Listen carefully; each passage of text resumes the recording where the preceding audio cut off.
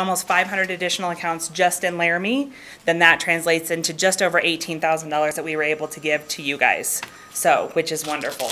And I apologize, I think that might be my phone. 1 second. No problem. Just reminded me to Just turn said, mine got on. another $100 to add to the number. The phone always rings when you're busy, and the waitress always comes while you're eating. Yes. So it's all good. So anyway, so I am here to present the checks to the 3 recipients for this year's City of Laramie distribution from Wyoming Community Gas. As you mentioned, I'd like to invite each of them up and allow them to say a little bit about their organizations. So somebody from the Interfaith Good Samaritan. We have Mr. Gazier and Mr. Cushman. Come on up.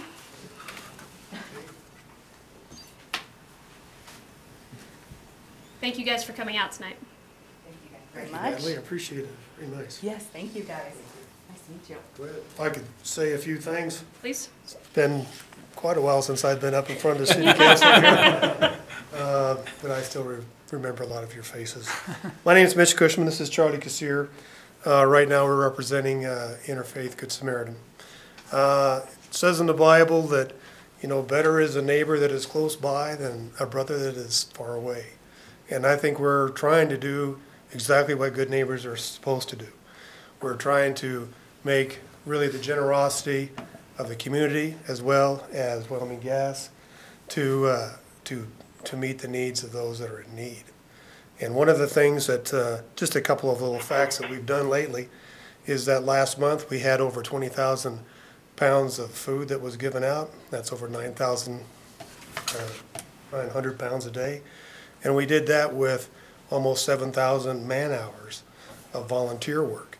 And so the actual running of Interfaith is really done by community members. They give their extra time. Very little is done by paid full-time. We only have really 1 full-time pay and 2 1/2-time pay. So all this is really done by the community support and with different monies. The people that we help, you might not really understand who they are, but generally speaking, they're kind of hidden faces, but they're around.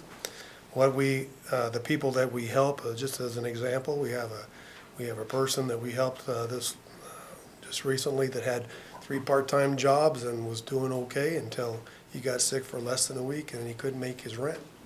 And so there's other people that we've helped. We've had a recently divorced mother with some children that wasn't able to pay the first and last month's rent, you know, for her new residence that she was going into. And so they're not really the people that you see on the corners with their little cardboard signs. So they're really truly are our neighbors. And so anyway, we just wanted to thank you for the partnership that you have always showed us. We're always looking for new partners, and we appreciate Wyoming Gas doing their thing too. And we're just going to make sure that everything goes to the right people. Thanks a lot. We appreciate your help. Thank you very much. Thank you for what you do.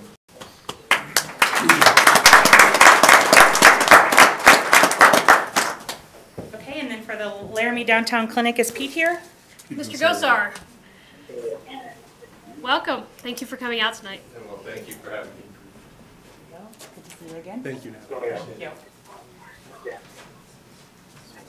If you don't mind, Mayor Somerville, members of the council, dropped out just a little bit of who we are and what we do. I'm Pete Gosar of the Downtown Clinic, and thank you for having me here. It seems like I always want to be here with you guys. It always ends up being a really positive experience. For those of you who don't know, we are a free care clinic in Laramie, established by Laramie, for Laramie, run by Laramie, and the community. I think about Wyoming Community Gas, and I think about Mr. Cushman's statements. We exist because the community thinks we should, and so thank you so very much. Primary care, emergency dental, dermatology, orthopedics, foot care, mental health. We are moving towards a fresh food distribution program that we've kicked off this year, and our 2nd annual walking program will be going this year through the use of your beautiful rec center. We believe that healthcare is a right, and that you really can't have a job, or you can't run a family, or you can't be involved as a positive citizen when your health has gone south. And so we really do appreciate the opportunity and just the stories, right?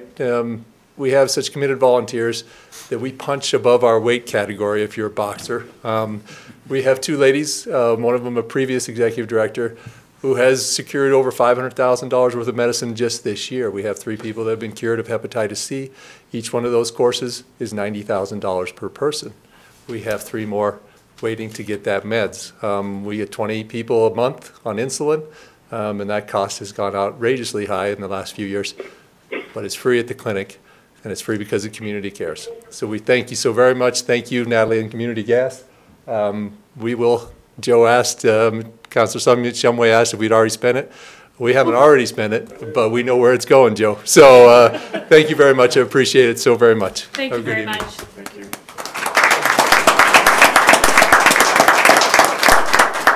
Okay, and then our third recipient is Ted with the Laramie Soup Kitchen. Mr. Kramer, thank you for coming out tonight. Welcome.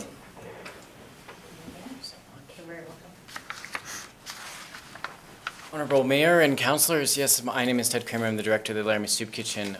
Thank you again for selecting us as one of the recipient agencies for this funding.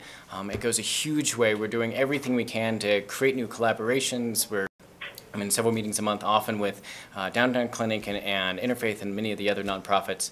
And we always try to work together to make sure that this funding can go as far as it possibly can. We have many clients who rely on us every single day for food, and actually I would even say that a good portion of them, they only eat 1 meal a day. They come in, they eat with us, they share some time together. We found ways to make the space better and more welcoming, and so they get to come in and just enjoy that meal. Part of that is we just started construction on our new ADA accessible ramp, and so the barricades just went up today, and they will allow everyone to be able to enter our space from the same entrance instead of having to use 2 separate entrances and go a much farther away, as all of our clients are finding out now with those barricades up.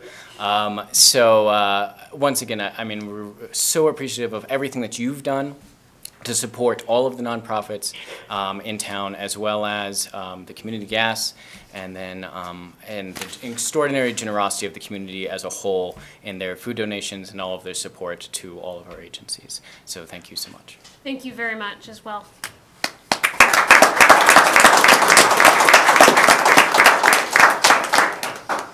And just in closing, I just want to offer the council's thanks to Wyoming Community Gas for continuing to do this program and continuing to support the community and these agencies that use this money.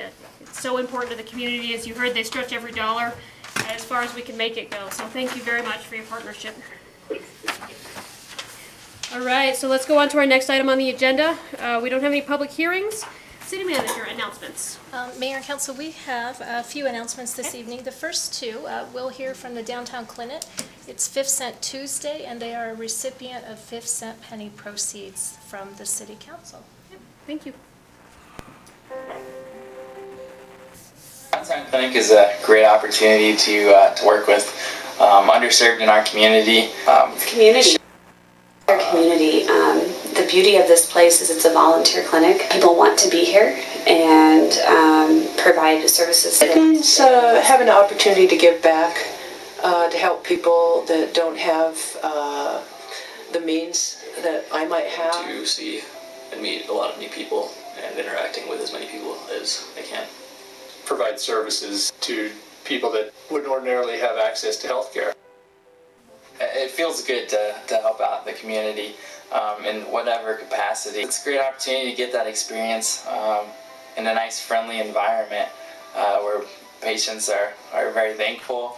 All of the people that are staffed here or volunteer here are just great people to work with. You know, the underserved population in Laramie, Albany County, wherever, they're sometimes overlooked. I think it means a way for them to get care that they could definitely not get without being here or without using more of their income than is reasonable. I believe that healthcare is something that everybody is deserving of, no matter what. It benefits the community hugely. Without this place, clients would be going to the emergency room more frequently. doctors' offices would be seeing clients that would not be able to pay. So it's a service that helps the community, the whole community gets involved to help serve this population. So really it's, it's a community effort, a collaboration. Drastic change in people with some interventions. And when we get the social situation stabilized, their health improves. And so it's great being part of a team that can accomplish that. I think what's not understood is that many of our people, over 50% of our people, work full or part-time, and they can't afford access to health insurance or access to primary care on a fee basis. And so this helps us take care of that population at least 2 days a week. Well, it means having an opportunity to give back, to help people that don't have the means that I might have. Maybe they're unable to work, they don't have enough money to afford insurance or their prescription drugs. It's a means for people that don't have the means, and like the providers are willing to help out with that, and I've never seen that in the community. The Downtown Clinic is a free healthcare facility that services people that don't have access to primary care in Albany County. It's been here since 1999, and we have seen nearly 6,200 individuals in that 18 years. It's founded on the belief that everybody has or should have access to health care, whether they can afford it or not. And so we've been here. We'll be here for a while longer, and the community has embraced the Downtown Clinic. And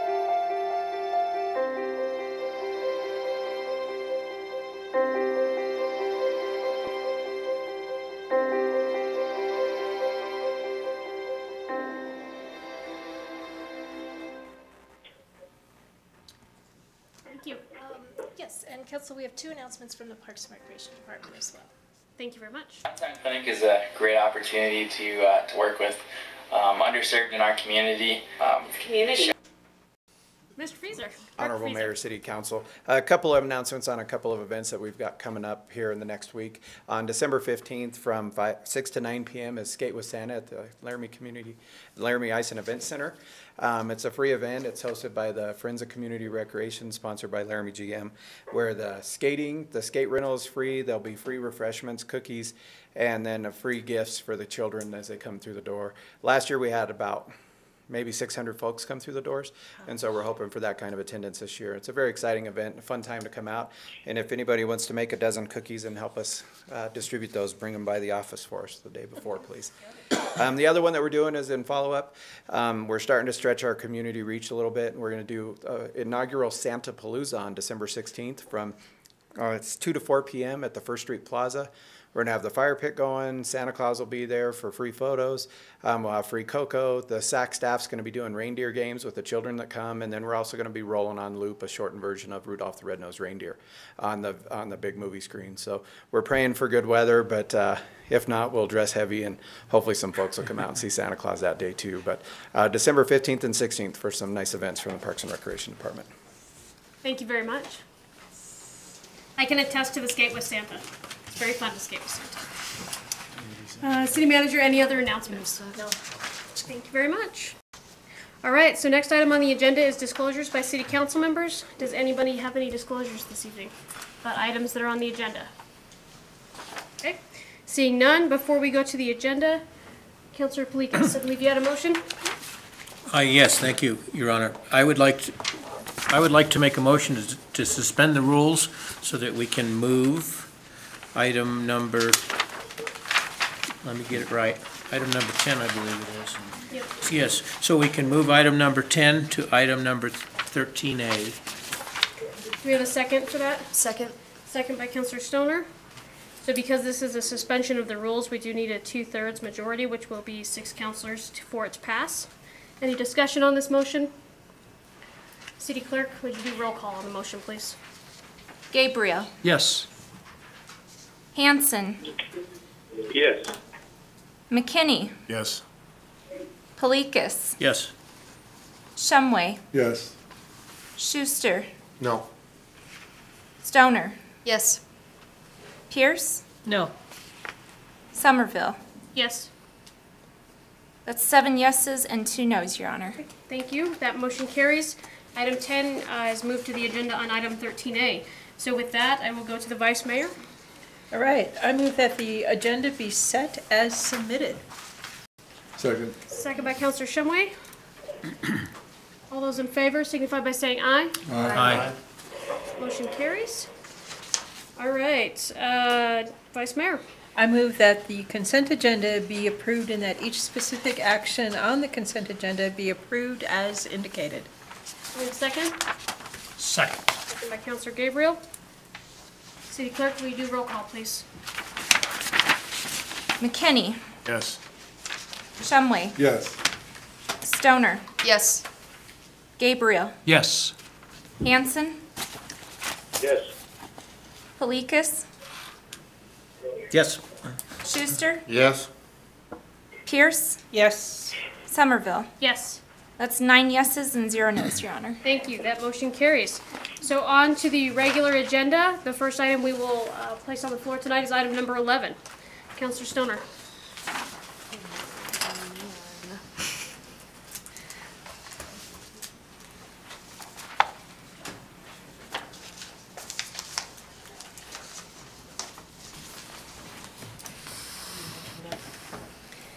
I move to award the bid for one new backhoe with trade-in to Wyoming Machinery, Evansville, Wyoming, in the total amount of $101,848.53. Second. Second by the Vice Mayor. Director Smith. Your Honor, the Mayor and members of council, this new backhoe was placed out for public bid and advertised according to the city's purchasing policies.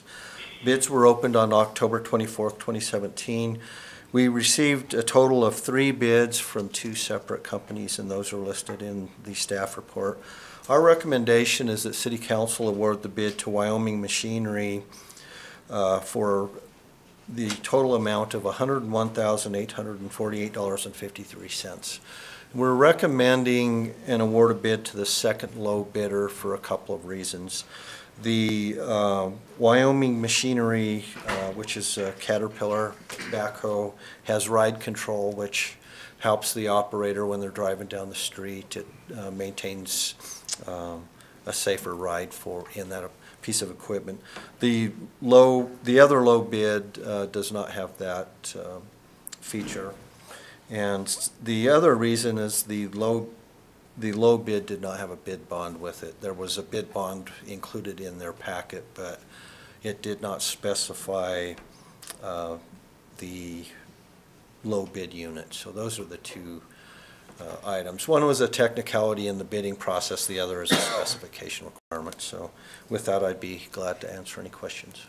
Questions for Director Smith on this item? Councilor Hanson, do you have any questions? Just one. How old is the equipment that we're replacing? Your Honor and Councilmember Hanson, I do not have that information in front of me. Let me.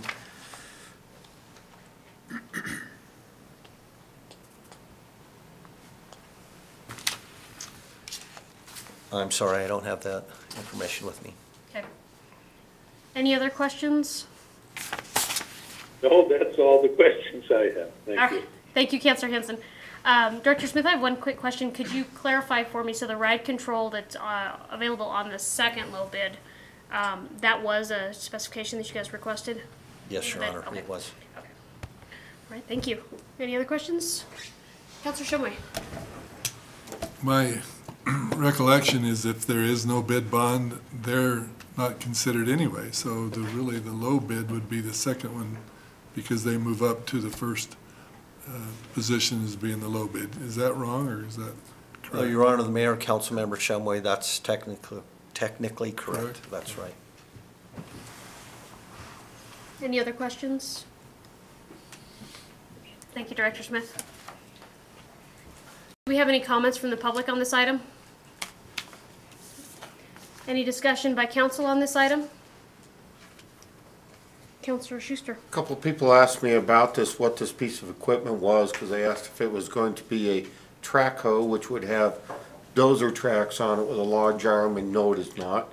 It is a construction tractor It'll have a backhoe on it and a bucket on the front. So just kind of a description of the piece of equipment was brought forth to me, so I thought I would put that out to some people because they asked about that. Thank you. Any other discussion by City Council on this item? Okay, City Clerk, will you do roll call, please? Stoner. Yes. Schuster. Yes. Pelikas. Yes. McKinney. Yes. Gabriel. Yes. Hanson. Yes. Shumway. Yes. Pierce. Yes. Somerville. Yes. That's 9 yeses and 0 nos, Your Honor. Thank you, that motion carries. Move on to item number 12, Councilor Pelikas. Thank you, Your Honor. This is a resolution providing for continued participation of Laramie, Wyoming in the Wyoming Smart Capital Network. And the motion would be I move to approve City Council Resolution 2017-68. Oh, wait a minute, I've got the wrong one. Yeah. Hang on. 77. Here we go. I move to approve Resolution 2017-77, providing for the continued participation of Laramie, Wyoming in the Wyoming Smart Capital Network and approving certain program improvements to the geographic boundaries, board, and credit guarantee, and C, capital program, and retaining the majority of the original state small business credit initiative rules, and authorize the mayor and clerk to sign. Do we have a second? Second. Second by Councilor Schuster. City Manager. Council, good evening. Good job on that very long motion. A bit wordy. A little bit of background for the council as contained in the cover sheet. In 2010, so 7 years, almost 8 years ago now, the City of Laramie, working with 16 other cities in Wyoming, accessed funding through the State Small Business Jobs Act, a State Small Business Credit Initiative program that was administered by the U.S. Department of Treasury. City of Laramie spearheaded that effort. Our 16 partner cities are listed on the cover sheet. I won't run through them. We successfully accessed, $13.2 million of federal monies for economic development efforts in our communities and in Wyoming. The program was fully implemented in those communities through a contract for services with Wyoming Smart Capital Network, who administered the program on behalf of the municipal consortium. In your packet, there is a summary of the Wyoming Smart Capital Network activities, along with a letter from the consortium board recommending the changes that are in front of you tonight. Just a quick summary of the program achievements. 86 projects have been funded through our collateral support program. We've partnered with 13 lending institutions in Wyoming and employed $15 million in collateral support program monies total, including the private lending. The leverage ratio in the program has been 4.62 to 1. That means for every dollar that we've deployed from our Smart Capital Network program in Wyoming, $4.62 was invested from lending institutions in our Wyoming business community. And the whole point of the program is to support small business in creating jobs. The program has created 300 full-time jobs and 220 part-time jobs for Wyoming citizens. We've had projects funded in 12 of our 17 communities. And by my best memory count, 5 projects in Laramie specifically over the course of the program. So why we're here tonight is that the federal rules attached to the program have come to their sort of natural death, and we as a consortium are recommending some minor modifications to the program, but also recommending you keep the majority of the federal rules in place. They've worked fairly well. The resolution is a companion item to the next item on your agenda, so you would first pass the resolution approving those changes, and then second motion on the cover sheet is to approve the actual amendment to our consortium agreement to memorialize those in a contractual way between us and our 16 partners. If you have any questions, I'm happy to answer those. Questions for the city manager? Councilor Stoner. Thanks, Mayor. I'm just curious if the other 16 municipalities have to go through this process of the update, or because we're the lead city, are we the only one that has to go through what we're going through tonight? Through you, Mayor, Councilor, every member of the consortium, so every city has to go through this process. Okay. Other questions? Councilor Shumway. I have a question. You know, the program has $13.2 million, but on our material here it says that there is collateral support of 15.2. Is that Angel funding, or where's that 15.2 come from? Through you, Mayor, Councilor Shumway, that's a great question. The difference between the $13.2 million in the original federal allocation and the 15 some odd million is revolving money. So we've had a couple of the businesses pay off their loan, in which case the collateral support in the form of a certificate of deposit reverts back to the program. It's cashed in back to the program, and those funds are then recycled and paid forward into future loans. The program was always designed to be an evergreen fund, but we've just gotten to the point where the original monies got spent, monies are coming back, and we're redeploying them out to business support. And so the leverage total of 70 million plus is money where the businesses that receive this money put forth their capital to bring it up to where there's $70 million projects that are going forward, yeah. Yes, exactly, exactly. Our program limited the amount of collateral support we could pledge to any particular private loan. It was originally, I believe, 25%. So say a loan of $1 million, the max we could pledge would be $250 in collateral support. So you get to 70 by the private lending and investment that occurred. Just one comment, I think it probably was said, the total corpus of the loan is almost replenished each year with just wages of almost $12 million that goes into this. So this has been a very beneficial program for the state of Wyoming, all the participating communities. Other questions for the city manager? I have one.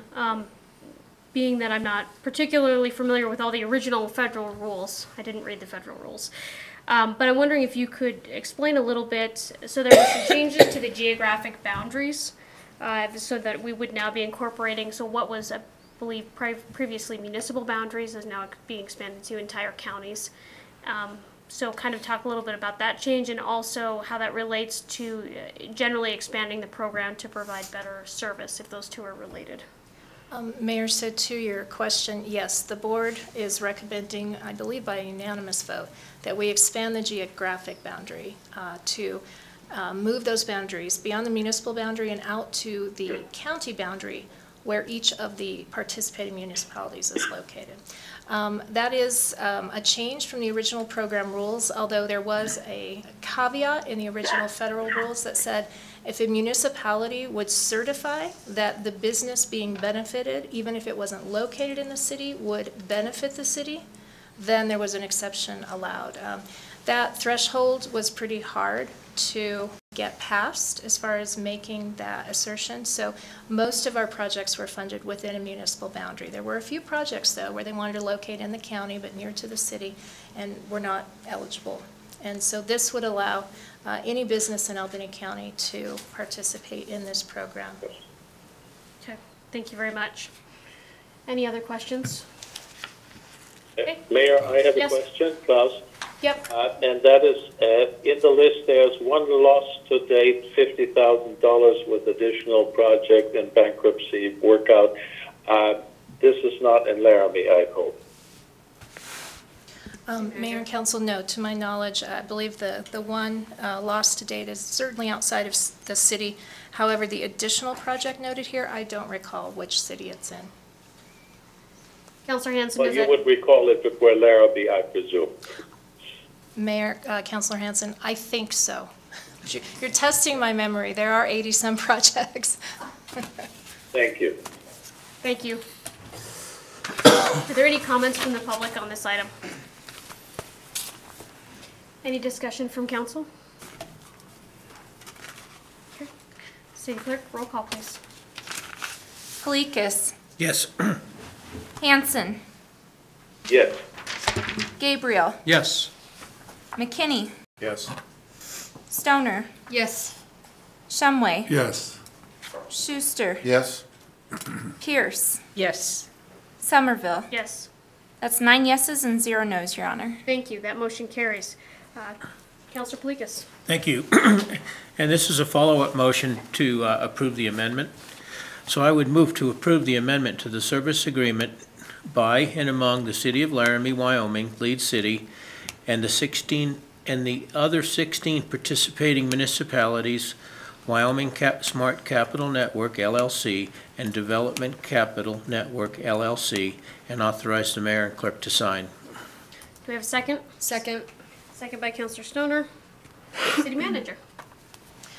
Mayor and Council, as noted, this is a companion item to the previous discussion, so I will stand for questions if you need any clarification. Okay. Any questions related to the resolution piece of this? Counselor Hanson, any questions on the resolution? No, ma'am. Thank you. Are there any comments from the public on this item? Back to council, any discussion on this item? Seeing none, City Clerk, roll call, please. Schuster. Yes. McKinney. Yes. Gabriel. Yes. Hanson. Yes. Palikas. Yes. Shumway. Yes. Stoner. Yes. Pierce. Yes. Somerville. Yes. That's 9 yeses and 0 nos, Your Honor. Thank you, that motion carries. So let's move on to item number 13A. Counselor Schuster. Thank you very much.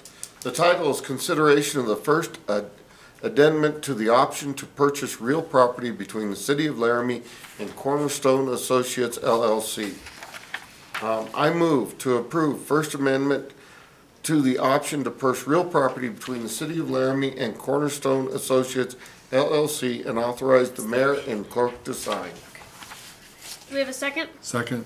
Second by Counselor Shumway. City Manager, are you taking this one? Yes, thank Okay. you. Mayor and Council, as you recall, we did discuss this item at your last regular meeting on November 21st. It was moved and postponed to this evening. So I'm not going to go over the administrative or policy goals section as that was discussed at the last meeting. I would note, though, that in your packet material, I did include all of the material that was previously submitted to you in January of 2017 when you originally approved the Cornerstone option. And within that material, there was an excerpt from the housing study. It's a single-page document noted there. So by virtue of re-providing the January 2017 information, you do have some additional detail that falls under the goals section with respect to the goals outlined in the housing study. So going back to the cover sheet, I included the information that was provided on November 21st. I also have provided some additional information to you as came up during your discussion a few weeks ago. And I'm just going to move through the cover sheet in order. So there was discussion and some question about the Wyoming Community Development Authority's home funding program. I've included for you there verbatim just some quick overview information from the program description available through the Wyoming Community Development Authority. The program is a federal program, as you know, created under Title II of the National Affordable Housing Act. It's designed to expand the supply of decent and affordable housing, particularly rental housing for low and very low income Americans, and to strengthen partnership among all levels of government and the private sector. Of course, that fits with the program that Cornerstone intends to develop at the site of this property, wherein they would develop senior housing in partnership with the city. Your option agreement did grant them a 10% discount from the appraised value of the property as local match to their home program tax credit application. There's a little bit more information there, but I think the main point I'd like to make without just reading to you from the cover sheet is that these properties are restricted for many decades in most circumstances that require, and that the restriction on the property requires it to be used for this purpose, for, in this case, senior affordable housing, independent living for a lengthy period of time if they in fact receive home funds for the project. I also included for you on the cover sheet here what is described in the WCDA documents as Attachment E of WCDA's current year 2018 Affordable Housing Allocation Plan. That attachment E link provided to you there, and I didn't put it here because it's about 50 pages, but in the event you were really interested this weekend or bored, you may have had a chance to follow that link and read the entire description of the home program. I'd point out that Bobby Joe Lucas, the president of Cornerstone, is here, and if you have particular questions about the home program, Bobby Joe may be a good source of information, as this developers use this program in 2 other cities in Wyoming, Casper and Cheyenne. So on to some additional information that you had requested last meeting. I did ask staff to prepare an estimate of time and also actual expenses to date, working to accommodate the option for Cornerstone on Boulder Drive. We noted here, this is the second option the council has granted to Cornerstone Associates for developing this type of senior housing. However, the first option fell through, and that occurred in 2013-14 for a variety of reasons, none pertaining to lack of ability by Cornerstone. But I would point out this second attempt, we have outlined for you the amount of staff hours, man hours that have been invested in Public Works and Engineering, also in the City Manager's Office through the Planning Division and Water Resources Division. And then we've also, under the other notes section, outlined for you through 11/30, so end of November, what fees we have brought in or revenues have come into the city, and also what expenditure outlay has occurred. The total at the bottom kind of sums that up for you. About 40 hours in Public Works have been invested, mostly in the design for the detention pond at Boulder Drive. And you'll recall from our work session a few weeks ago, that design is at 80% complete. Actual out-of-pocket expenditure to date is noted there at $126,000. And then 75 man hours in planning and in water resources, just doing the normal business of planning and whatnot, but also in preparing and having peer-reviewed the site-specific investigations required in this area due to the aquifer protection overlay. So our expenditure to date, we estimate at, in addition to hours of time, just $175,000 in actual cash, and we have brought in $700 in revenue through the preliminary plat application fee paid by Cornerstone. Lastly, in terms of new information, it was requested, I think maybe by Councilor Palikas, to see a site plan. As you know, because we are only at 80% complete on the design of the drainage, the exact location of Cornerstone's development remains uncertain. So we did provide for you a conceptual site plan layout in the packet materials, but they will not be able to complete their actual layout on the site until we decide where their site is and how big it is and what its metes and bounds will be. If you have any additional questions, I'm happy to answer them. As I said, Bobby Joe Lucas is here. She does have a few slides of information she'd like to share with you. So I'll let you decide if you'd like to bring Bobby up now or ask me questions or however you want to go forward. So I think I'll open the floor for questions for the city manager, and then we'll invite Ms. Lucas up. Councilor Shumway. Just 2 or 3 short questions. First of all, in January of 2017, when we voted on this, do you recall the vote? Was it unanimous? Was it divided? Mayor and council, I don't. Bobby Joe might. I don't remember, but it might have been more meaningful to Cornerstone, I guess. All right. I just see a lot of votes. I don't remember them all. I apologize. The other question, obviously, the city has initiated some needed drainage on this property, and so we've required that the placement of this housing development is moved within the general area.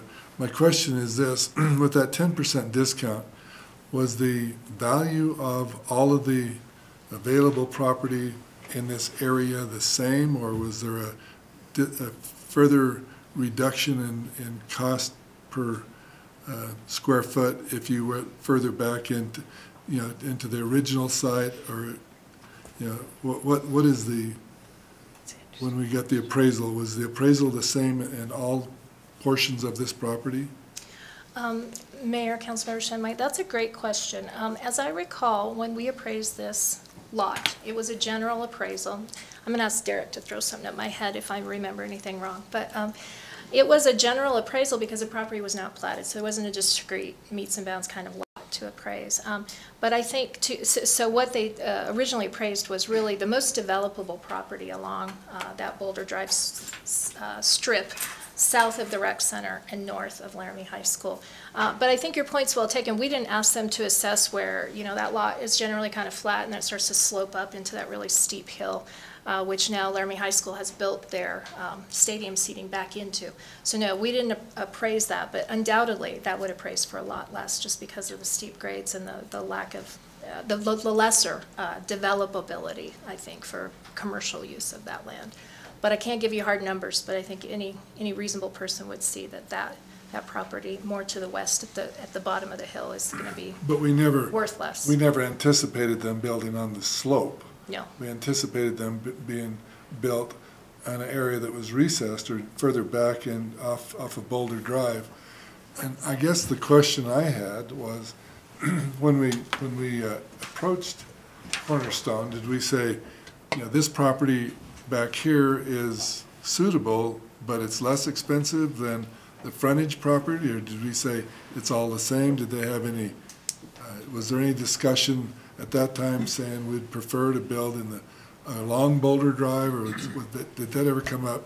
And I don't recall, because what was presented to us was what we voted on, and that was at the location where it was. Yeah, so I understand more through you, Mayor, Councilor Shenway. No, the lot or the area generally that Cornerstone hoped to have 3 to 4 acres of to build their development on was always part of what I would say the more developable parcel that we appraised and that we gave them a 10% discount off of. Okay.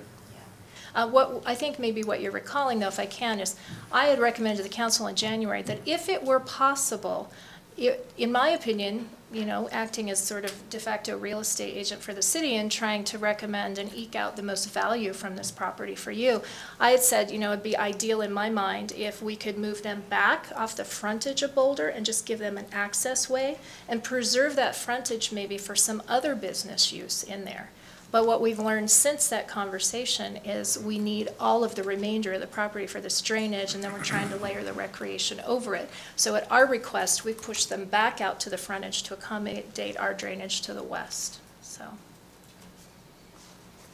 Other questions for the city manager? Councilor Palikas. Has an analysis been, this project, obviously we have a retention pond behind it, and obviously retention pond is for collecting water for the area, or for some more than this project, but how much retention pond area is required for this plus or minus 50 unit project? Mayor, Councilor Palikas, if I can, are you saying what amount of retention is required specific to the Cornerstone development? Right. Not sure that we know that number right now. I'm going to ask Derek, but we don't have, they don't have a site plan, so. Planning Manager Teeny. Mayor and Council, with the preliminary the preliminary plan that Cornerstone has, they probably have some basic numbers. When you look at the size of the remainder of the pond, or in comparison, it's a very, very small piece of what we're talking about for the pond or the area that is fully designed, that's noted in the engineering numbers that were provided in the cover sheet and in the staff report. So, but Cornerstone might have a better idea, but there's some detention needed, but it's fairly insignificant compared to the overall size of the rest of that pond that'll go all the way up into that Regency Drive all the way back to Boulder. So, thank you. If I may, please, on a somewhat related question, if we were selling this to a private individual, would we not be requiring them to pay for, as part of the project, the drainage or the retention pond requirement for them? In other words, isn't there a connection there? You can't just build a 48 unit without providing a drainage solution. Or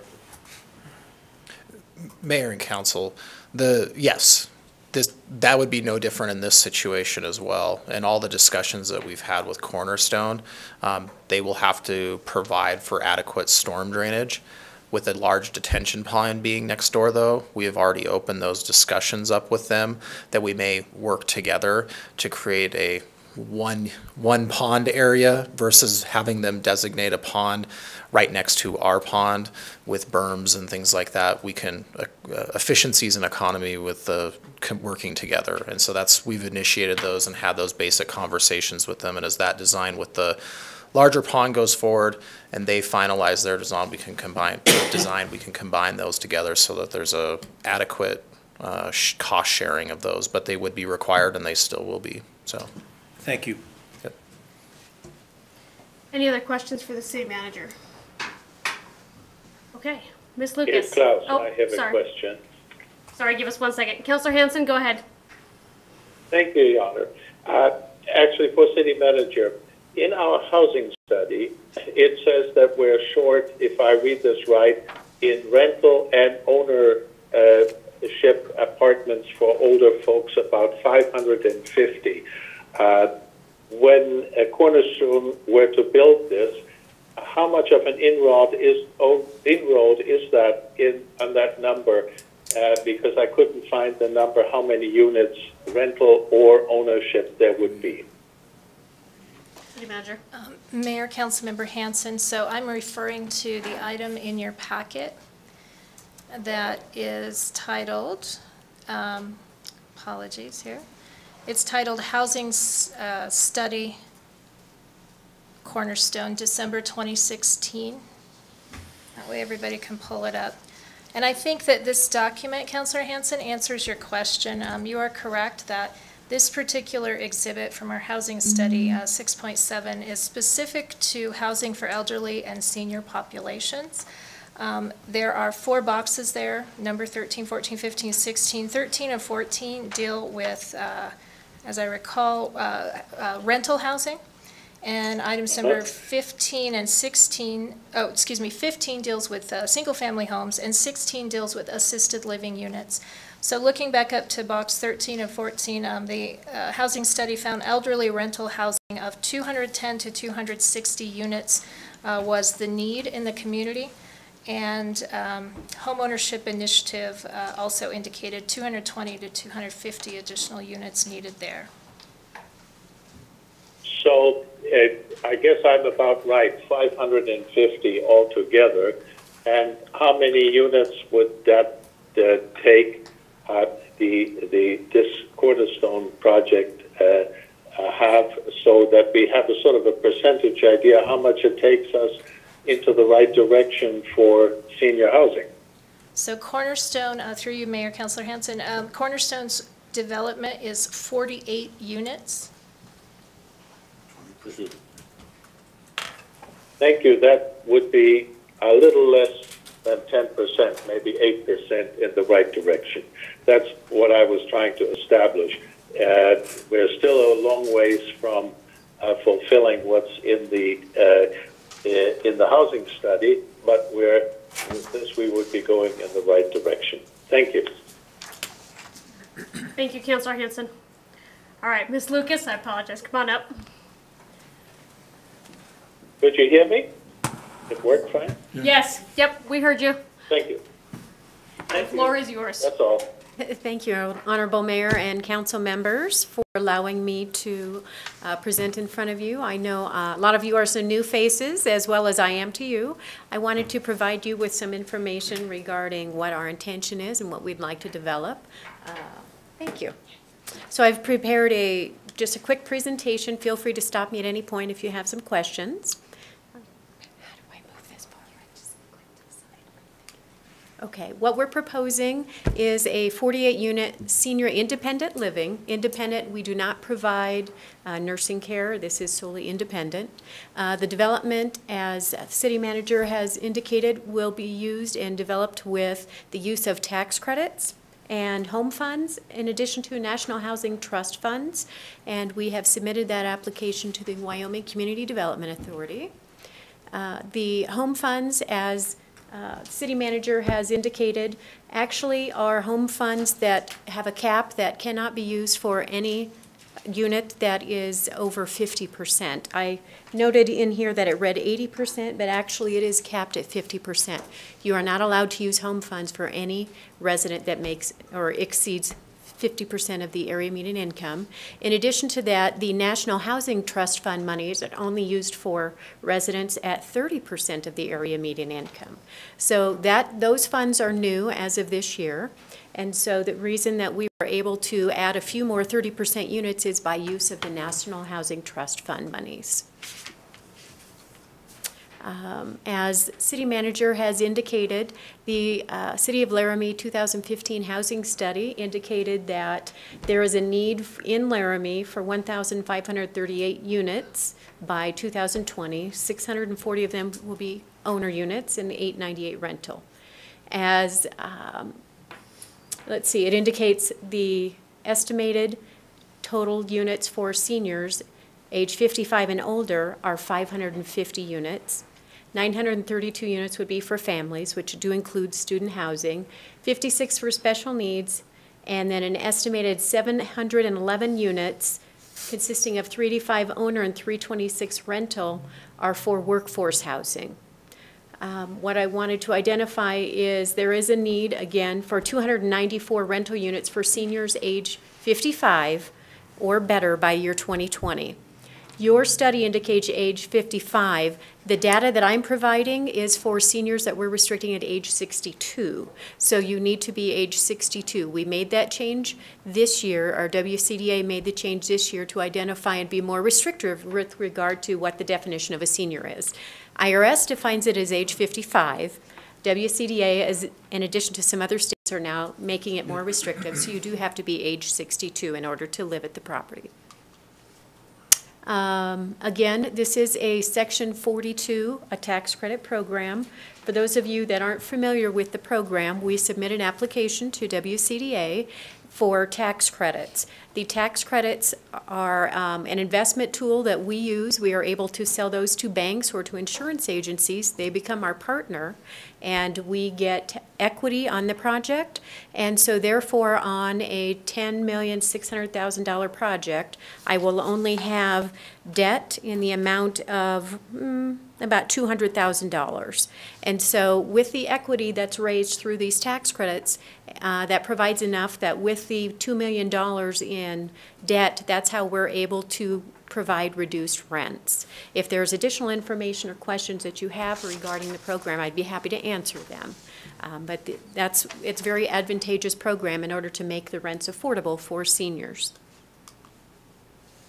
The senior population themselves, and this is within the primary market area. When we did our third-party analysis, we took into consideration the analysis that was prepared for the City of Laramie, but then we also conducted our own, indicated that of the 2017 households that are age 62 or better, that equates into 4,148 seniors in the City of Laramie, the primary market area. Of those seniors, 604 of them are considered renters, and that makes up 22.2% of Laramie's population. And then we take into consideration the secondary market area. The secondary market area is the County of Albany and the County of Laramie. There are 138,934 households that are age 62 or better, which equates to 25,484 seniors and 3,063 renters. And the reason I bring up the secondary market area is because when these types of housing units become available within the community, you'd be surprised how many people sell their homes or move from an outlying area into town because there is homes that are available now where the option may not have been there before. So generally we take into consideration an in-migration of maybe 5 to 10% that we will capture from outside of your primary market area. They may still be within the county, but they maybe don't live in the city limits at the present time. It's been estimated through demographics that between the years 2017 and 2022, it is projected that there will be 777 more senior households that will enter the market for an estimated 4,925 seniors. And again, that's in the primary market area. That's not in the secondary. So that's just in the Laramie area within the next 5 years. That's what it's anticipated to grow by. The target population, we are focusing on seniors that make an area median income of 30 to 60% of the area median income for Albany County. And here, I had that right here. I pulled that out. Bear with me just a second here so I can find where I hit it. Albany County's area median income, I know, let's see. Apologize, I pulled it out from Mr. Pelikas and I didn't put it back in the right place. Let me find that. Well, I will find that in just a moment. But what we're trying to do again is target seniors at age 62 or better. Most generally have a fixed income, whether it's just a small pension, sole Social Security. Some may or may not qualify for some form of assistance. I wanted to point out that this is independent living, and with our particular development that we're building, we do not provide assistance. If a senior happens to have a voucher in a form of rental assistance, whether it comes from a church or whether it comes from the Cheyenne County, the Housing Authority, that is not something that we do, but they can come with that and we will accept whatever voucher. Many of these seniors live from paycheck to paycheck and cannot afford the market rates. They're sometimes, unfortunately, subject to less than par living conditions. And I found my documentation, I apologize. So for a 4-person household, the area median income for just Albany County is $68,300. What I'm doing is I'm targeting seniors at 30 to 60% of the area median income, and I'm targeting 1- and 2-person households. Seniors are generally either single or husband-wife. So in this case, who qualifies? I have identified here, well there, I could have just skipped a slide. $68,300 is for a 4-person household. Again, I'm targeting 30, 40, 50, and 60. And I'll identify why it reads 45 and 55.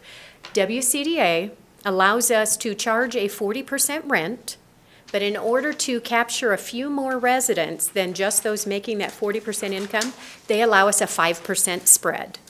And so that's why you'll see on the 40s and 50s, there is a 5% spread. Since we're using National Housing Trust Fund money, I identified that that's targeted to solely 30% income levels. There is no spread, there is no gap. So the single 30% area median income person can earn up to $15,690, and a 2-person, $17,940. And that's where they will pay a 30% rent based on a 30% income.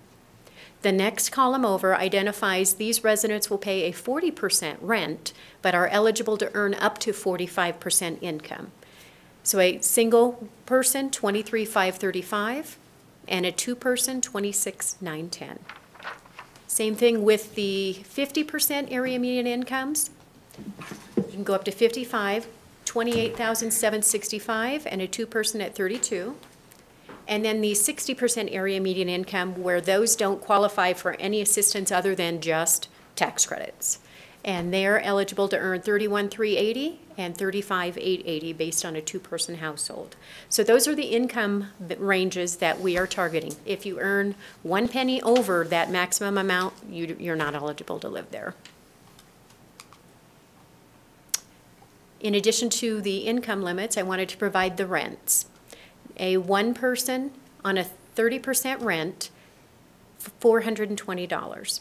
I put in parentheses there, we have 3 of those 1-bedroom 30% units, and we also have 3 of the 2-bedroom 30% units. The rents on those are $500.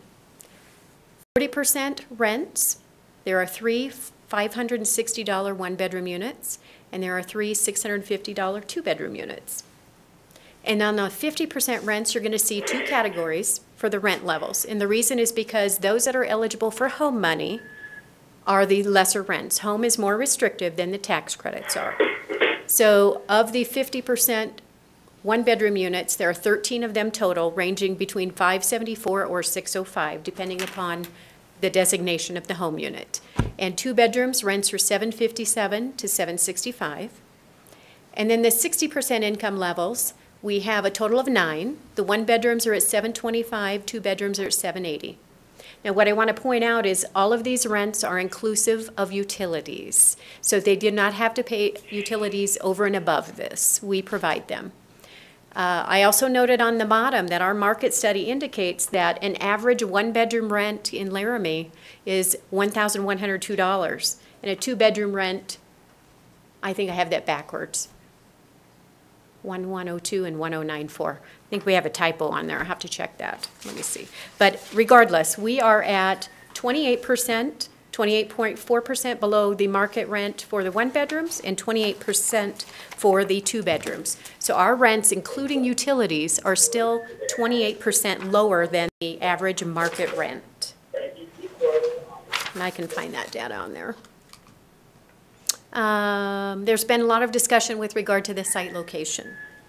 And originally, when we had approached the city with regard to our site, yes, we definitely had an interest on being in the back half of the site, and the reason was simply because we understand the economics of it as well. With regard to, you know, if you wanted to have commercial along the frontage of Boulder, we agreed with city manager that we felt placement of that was fine, not understanding the need for drainage and everything that has come about within the year and all the studies that have been done. So at this time, we do not have a site plan prepared simply because we are uncertain of the available buildable site that we have at this point. We've been working with Coffee Engineering. I know Coffee has been working with the city with regard to drainage plans. We will accommodate and do whatever is necessary. We will share in our percentage of whatever our drainage costs are on this site. We're fully aware of that. Any site remediation or anything that needs to be done with regard to our particular site, we are responsible for. We are not asking that the city pay any portion of any of what we will be incurring in order to develop on that site. And as far as site location, as I know I have said in the past, seniors are best located nearest to any form of amenities. And the reason that this site is so attractive is because of being right next to the grocery store, right close to the bank, Walmart, the bank, the recreation center, the walking paths. There are so many great features to this particular site that's why I have always focused on this particular area. It just makes sense for seniors specifically when they get older. There's less driving. There's a lot more people who want to walk to get whatever they need, and it just makes sense that everything be within a mile. And there's been a lot of focus over the last couple of years of TOD sites, transportation district sites. This particular site fits within the range of so many amenities being within a mile. This was our original plan. I left it in there just to identify that our intention was to take the back half, but we understand now that, you know, our site's going to have to be adjusted with regard to drainage. Senior building design on here. This is what we're proposing is a 3-story development that has patios and balconies. It has interior common hallways. It has a common area library. It has a common area dining room. The dining room has a serving kitchen. Since it's independent living, we do not provide meals, but you can use that, reserve it for family members, for gatherings. They have potlucks. Our site manager becomes a program manager because she's always planning. They plan movies, they plan bingos, they plan bunco stuff, they plan puzzles. I mean, there's so many things to do that we have the community areas there. The second floor has a community fitness room, and then the third floor has storage. So this particular project has, I refer to it as more like walking into a hotel. You walk in and everything's there. Secured access entry. It has interior mail room. Manager is on site. Maintenance is 24 hours on call. It's just a nice community where they can just walk out of their unit and walk into a community space and just gather.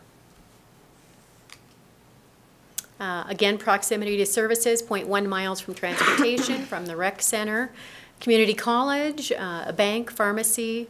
Everything is less than a mile for the services that they need. Preliminary site plan. Building amenities, I kind of went over all of these already with regard to on-site management and maintenance, large common areas, interior mailboxes. We have the elevator, covered porch, covered patios, and 20 garages. We generally only put half the garages in. Some people only use them and rent them for storage, and some people just don't care about having a garage. Apartment amenities, there's been a lot of emphasis with regard to going green and energy efficiencies. Every one of the homes will have every appliance necessary with regard to refrigerators, freezers, microwave, the stove, the dishwasher. We, over the last several years, decided that it was advantageous for us to provide washer and dryers in each unit. So everyone has their own washer and dryer in their unit. Ceiling fans in the living room and the bedrooms, carpet, vinyl. We provide window coverings, internet and cable hookups, and the emergency call cords in every room other than the kitchen for nurse call for 911. Design guidelines, we work with the planning department to make certain that architecture fits within the guides of what they want it to look like. We have several different models of a building based on architecture. We will fit into whatever architecture is required or that the city likes to see. Landscape would be designed to enhance the pedestrian-friendly park and the green space that we're trying to acquire. And we've also agreed to help pay for part of the pedestrian area, the path that's going to be following behind. Economic development in here, the revenue from the land sale, approximately $500,000. I know there was some question with regard to how did we come up with the price on that. And as city manager had indicated, there is a 10% reduction based on the appraised value.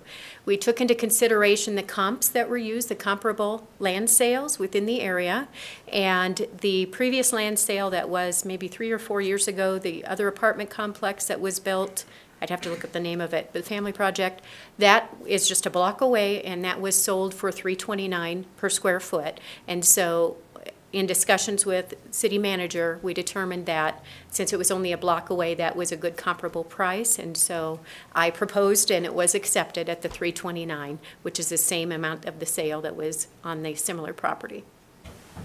But as far as economic development, there's going to be building permit fees, impact fees, utility revenue, sales tax, job creation, 2 full-time positions, and ongoing maintenance of the property. And one thing that I wanted to point out, I enjoyed watching the video on the clinic that was downtown where they identified the need for health care and the fact that so many of your residents, whether seniors or families with children, do not have adequate income in order to provide their family with their needs and pay for health care. Well, the same thing applies for seniors. Once you get to the point where you're on a restricted income, they don't have the money. Many of them don't have the money for proper medications if they're paying the higher rents. They don't have money for the nutrition that they would need or the health care. There are so many things that affect seniors just as much or more so as they're aging. And so providing attainable housing like this where the rents are reduced provides them with additional income so that they can afford to pay whatever medications they have or to buy proper groceries, etc. And so I'm asking that, you know, the city consider allowing me the extension so that we can follow through with WCDA's cycle for their January award to see if we receive the funding and make this project come to fruition. Questions? Vice Mayor. So this is 100% elderly housing or 62 and older housing? Honorable Mayor and council members, yes, it's 100%. Thank you. Councilor Schuster. I heard you talk about utilities paid, and then I heard you talk about internet hookup. So is the internet hookup included in that price where they would just plug in their computer and go, or is that an additional fee? Honorable Mayor and council members, the internet, if they want it in their own residence, that's an additional fee. Utilities are water, sewer, trash, electricity, heat, the basics. However, within our common area of the library, we do provide 2 computers that have free internet access, and those are available for use for all of the residents. So Wi-Fi in the building or no Wi-Fi in the building? The Wi-Fi would be secured for the 2 computers that we provide. Okay, thank you. Mm-hmm. Councilor Gabriel. Thank you, Mayor. I was just curious, you talked about the drainage situation and the council seemed to be on board since I came on in approval of this. And then this issue of drainage came up. And so I was just kind of curious, and you've talked about it a little bit, but you're still going ahead, even though there is that question and additional cost of paying for some of the drainage and where this project is right now? Councilor member and, or honorable, and council members, yes, we are. We understand that towards the back half, we knew there was going to be additional site work because it was draining more towards the west and south. And so we knew that we were going to have to do some additional dirt work. But now that we're moving forward closer to Boulder, the land seems to be a little, the grade seems to be less with regard to drainage. We feel that it may not be as much dirt work for us with regard to moving forward. However, we will just change the direction of our engineers with regard to how we will work together with the city to provide adequate stormwater drainage. So we don't believe that the dirt work will be the same. And then you talked about storage on third floor. How much storage is available? Honorable Mayor and council members, I don't have a square footage. It says within your code that there's a certain amount that we have to provide for each unit. And so we're following what the code is for building requirements. So I apologize, I don't have that in front of me. It's so many square feet per unit. Thank you. Mm-hmm. Councilor Stoner. You mentioned, did I, excuse me? She said Stoner, yeah. But then she looked at you. I thought It's she all was good. pointing. I'd be glad to yield to Councilor Stoner. Councilor Stoner. Thank you, Mayor. Thank you for your presentation. I'm one of the new faces, and I had a couple questions about your numbers. And I was wondering if you could go back to the slide with the table. I don't remember where Which it was. one? For the rents or the income limits? Start with the income. Okay. Actually, I just wanted.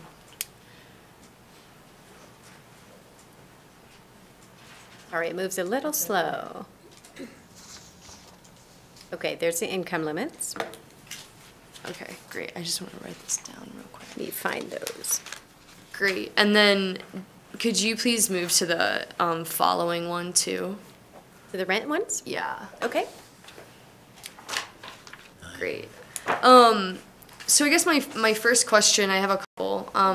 My first question is, can you explain why you used a 4-person household income for the average, but then these are based on 1- and 2-person households? Is there an average 2-person household income in Albany County, or? No, when you pull up the information off of HUD, and that's where we Okay. receive all of our information, it's based on a 4-person household. And then they give us a table that identifies from 1 person to 12 people. Okay. So, but to take your average median income, what they're identifying is every community has an average of 4 people in their household. Okay.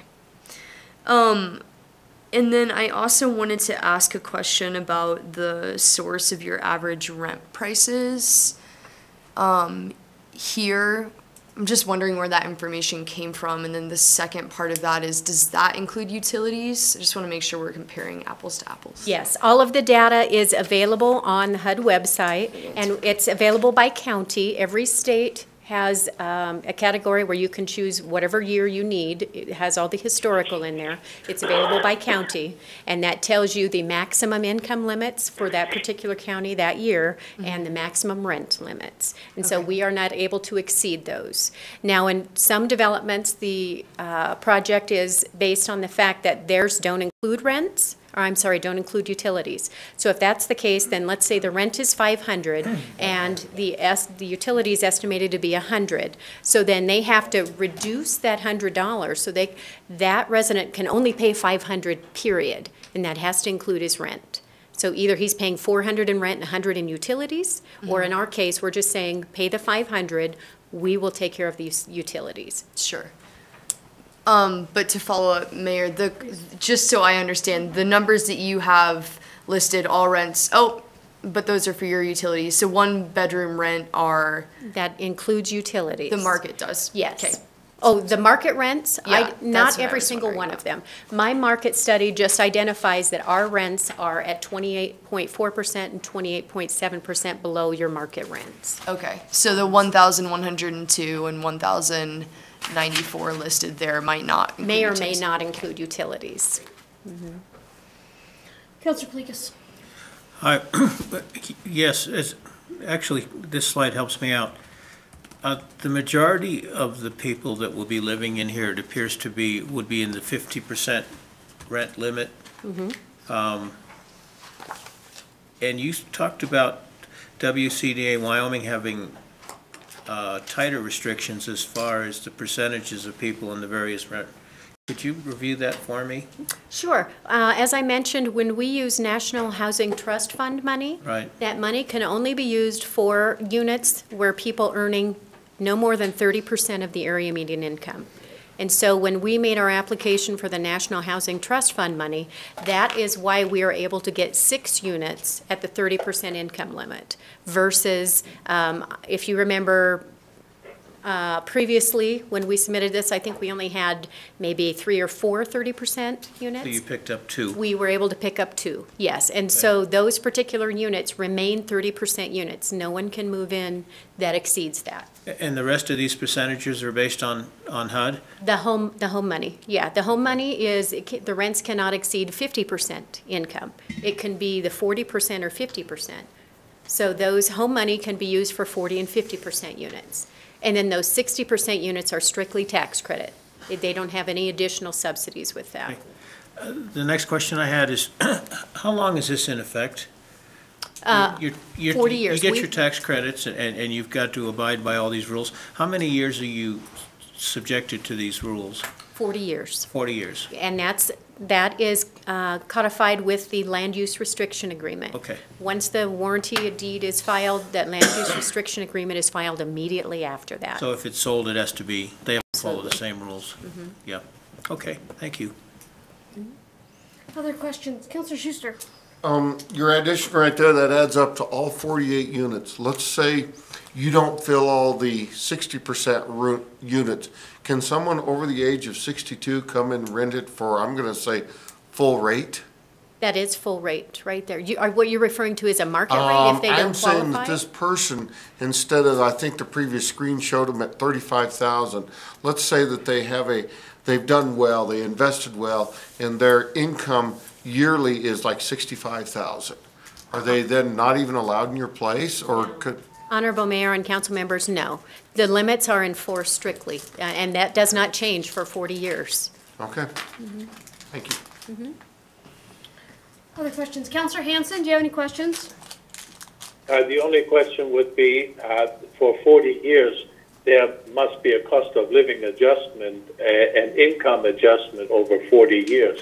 They can't keep the same numbers for 40 years. That would be ridiculous. If you backtrack 40 years, income was probably, maybe $20,000. Is there an incremental adjustment?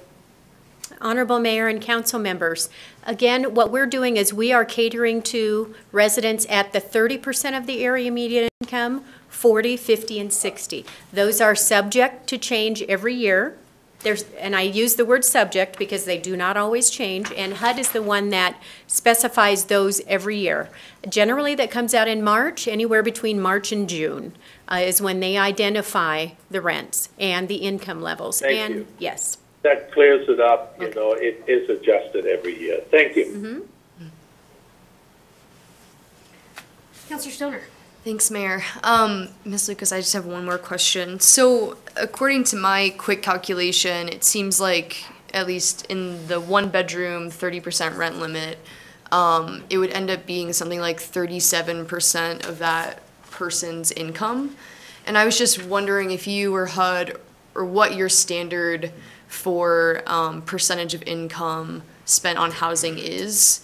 From my recollection, 25% seemed to be more reasonable, and I'm just wondering what the standard that you operate in, if you can explain that a little more. Sure, absolutely. Honorable Mayor and council members, I would say as rule of thumb, now the state agencies are going between 30 and 40% of the area median income. However, what we find within our properties, because we operate a large portfolio, and I would say 11 of them are senior properties, you'd be surprised how many seniors, even outside of our property, may pay more than 50 to 60% of their income on rents. And so as a guideline, though, in years past, it was capped at 30%, but now HUD is recognizing, as well as the state agencies, that 30% rents just aren't available. Okay. Councilor Gabriel. Just one quick thing. So if somebody was on a fixed income and they came in and won some money in a lottery or whatever, inherited some property or whatever it might be, and they were living there, would they have to move out then if they have over the limit? Honorable Mayor and council members, chances are, I guess honestly, that happening is rare. However, I want to point out, these are not necessarily poor people who live in these projects. They may have some form of assets. What it's counted on, or what you qualify them with, is earned income. Earned income in the form of a monthly or a regular income. Now, if they have some form of a surprise and all of a sudden they get wealthy, they're going to take some regular income off that, which automatically then would make them overqualified and they would have to move out. Yeah, but otherwise, it's not based on, you can have, $150,000, $200,000 in your checking account, but if you're not taking regular income off of that, then what we will do is we in order to qualify, we take everybody's assets, all of their statements, investments, bank statements, everything. We determine what the amount of interest is that's earned on those, because we calculate that interest as earned income. And if they have a checking account or something that doesn't have an earned income, then we automatically impute an earned income on there. But yeah, those income limits include any form of earned income off of any assets. So to answer your question, if they all of a sudden become a millionaire or several $100,000, once you start calculating their income off of those assets, if it puts them over the limit, then unfortunately, yes, they do have to move. Councilor Plikas? No, I'm just, okay. Under the mattress works. Yeah. So I have a couple of questions for you. So I want to understand your data a little bit better, because when at the bottom of that screen where it says a one-bedroom rent in Albany County or the city of Laramie is $1,102. Even including utilities, that seems crazy steep to me for a one-bedroom. I'll find, it is in the market study that our market analyst commissioned. Okay, that might be the difference in data. So I just pulled up the HUD.gov and went through their data set.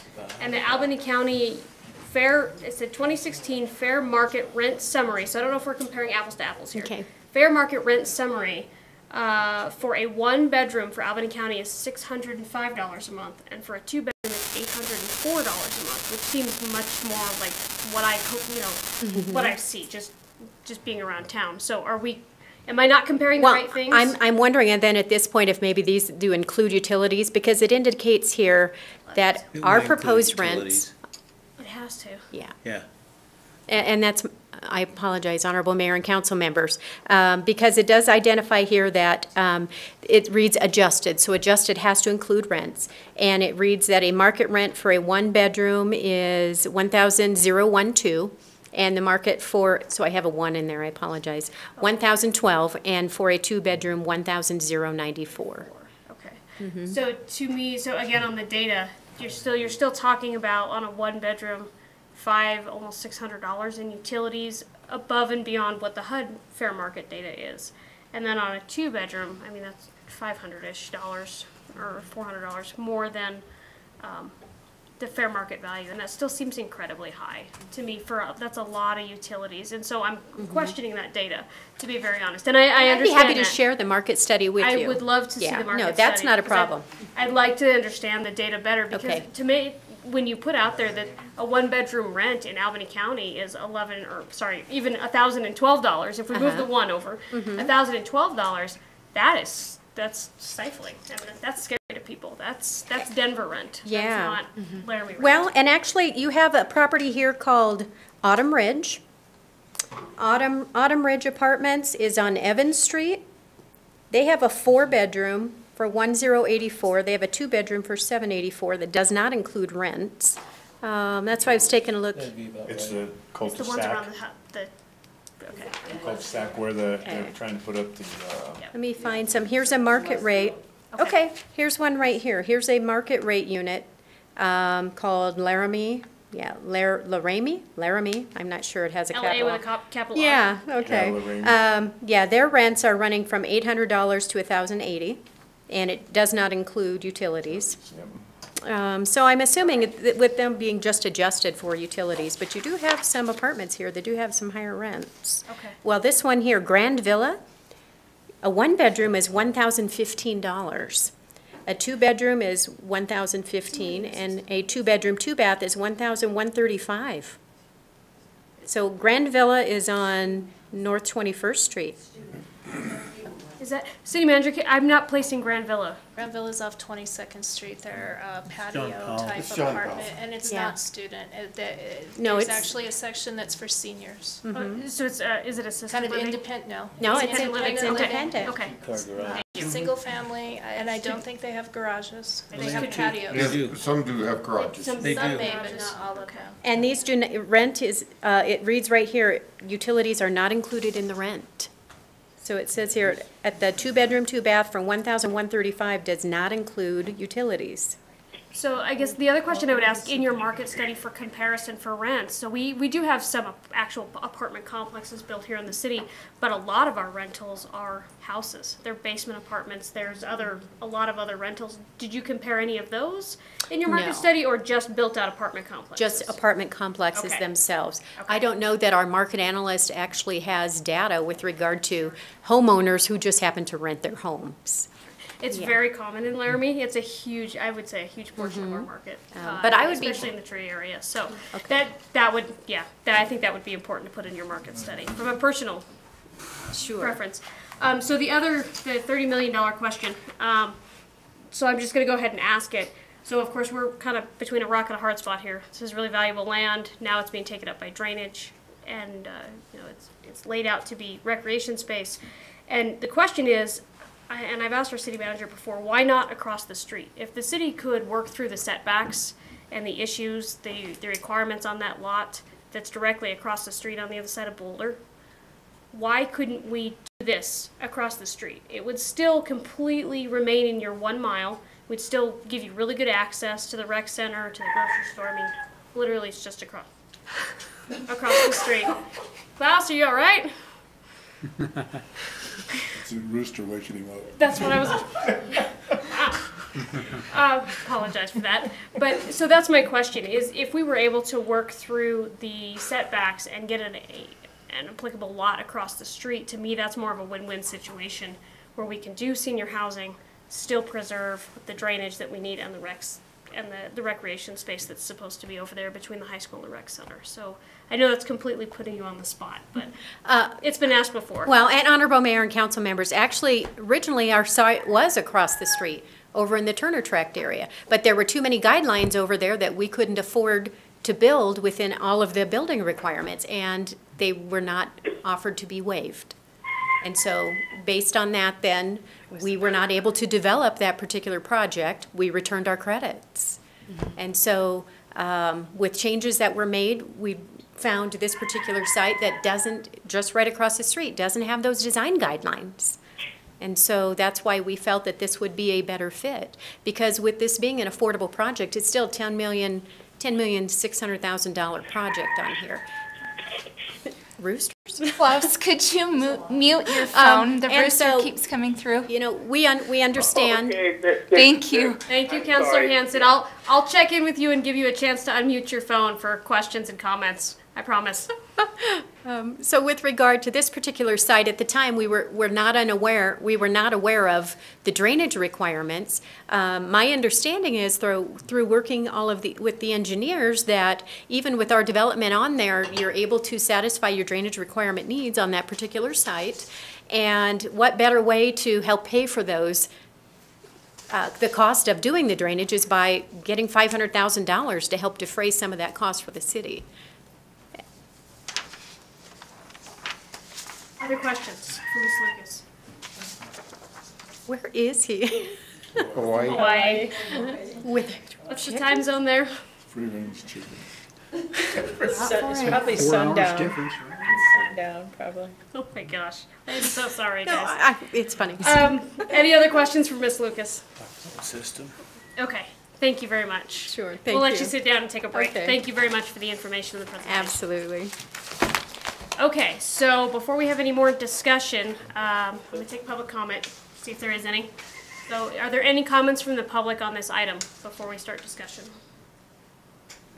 Okay, seeing none, come back to council. Any other additional questions or discussion? Some questions. Councilor Stoner. Trying to gather them. I'm not sure who I should direct this to, Mayor. I want to ask a question about our housing study. Okay. Is there a staff member that would be of particular? City manager and city manager. planning manager is City here. manager so- can answer any question, and if I can't, I'll find the answer. It's my job. Perfect. Mayor, city manager, I was just curious if you knew what the AMI, where those data came from for our housing study, and if it was comparable to those data coming from the presentation we just saw. So are we comparing apples to apples? Mayor, Councilor Stoner, so I'm going to refer again to this page. Yeah. Which is the simplest. I mean, the study is this thick, but this is the breakdown on elderly and senior. It indicates AMI recommendations between 30 and 60%, depending on whether they're talking about rental or home ownership in those boxes. So I would assert the project is in the ballpark, certainly, for the affordable housing area median income parameters. Mayor, can I Please, follow up? please. I think my question was more centered around where our actual area median income data came from. So if our area median income said for household makes 68,000 instead of 67,000, if it's coming from the same source. Mayor and Council, so the AMI that we used in our study is based on HUD and federal calculations. Yeah, so we're all hopefully speaking the same bureaucratic language. Yeah. And you have another question? That's okay. All for now. All right. Any other questions?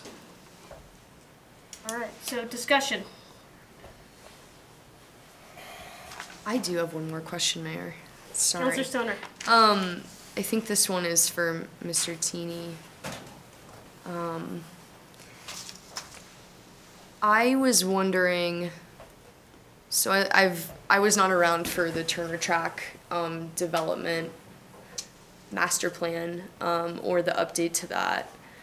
And as I looked through it in preparation for this, there are kind of 6 policies that are emphasized that to me seem like more than just kind of broad guidelines or visioning statements. They're kind of specific policies.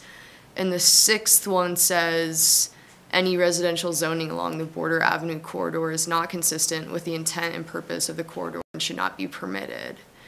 That being said, I understand that we already approved this, so I'm wondering if you could, or we had before, so I'm wondering if you can enlighten me about maybe something that happened or what happened in going into that policy, and then what the discussion was like in moving past that to give initial approval. Mayor and council, specific to that one piece in there, I can't speak to that right now. I mean, I would have to go back and look at the context of that. If you look back in the original information that was provided regarding Cornerstone, we did refer back to the Turner Track plan and its general vision as well as its land use plan, finding that this was consistent with that. We still think that that is the case.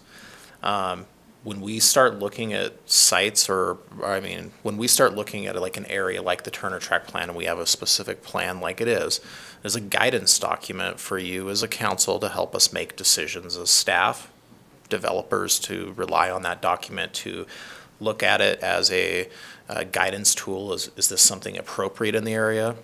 When we look at the overall Turner Track plan, we are trying to create an inclusive area for living, so all peoples, so single family homes all the way to apartments, all different age groups. You're looking recreation amenities, and then commercial and business components. With the Turner Track plan also, you note the other large piece of it, which is the public institution, the high school, the rec center, those community amenities that has created what we're seeing the Turner Track come into. And so that's what you see in the recommendation that was done in 2016, 17, with the originals, that fit in there. We are providing additional housing of a different stock within the area. We have single family, twin home, fourplex units in the area. We have other affordable housing that is not necessarily senior restricted. This would provide that component. So, and that's kind of the general overlay of that. Thank you. Councilor Hanson, do you have any other questions? I think I just heard it say that he left. Or did he leave? Heard that. Oh, okay. All right, Councilor Blikas. I guess so. And some of this is a repeat of what I've already said. Actually, most of it is. That piece of land was designated on the Turner Tract as something special for recreation. And it was identified that way because it was right next to the rec center. It was a natural expansion of our recreation amenities if in fact we're ever going to expand them in our community, is what it was. When this first came before us, I was surprised it even came before us, to be honest with you, and I voted on it because it was pushed way back into the behind, and it didn't seem to be compromising the value of that land up against the rec center to a high degree. But what I have in front of me now is totally different. It's basically right on the street, and it is taking up, between that and the drainage, is taking up the whole lot. I would have much preferred it to go over into the cul-de-sac, and I realize the challenges with the cul-de-sac. I wasn't aware that we had a cul-de-sac there that was almost unbuildable because of our setbacks, and why we haven't changed that, why we haven't made an effort to try to change that to make it buildable over the past 10 years is beyond me.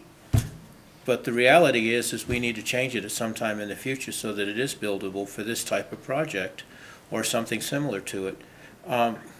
But on the other side of it, I'm trying to evaluate the benefit of senior housing in this particular project and what category of seniors is going to benefit compared to what category of seniors really need benefit, if you will.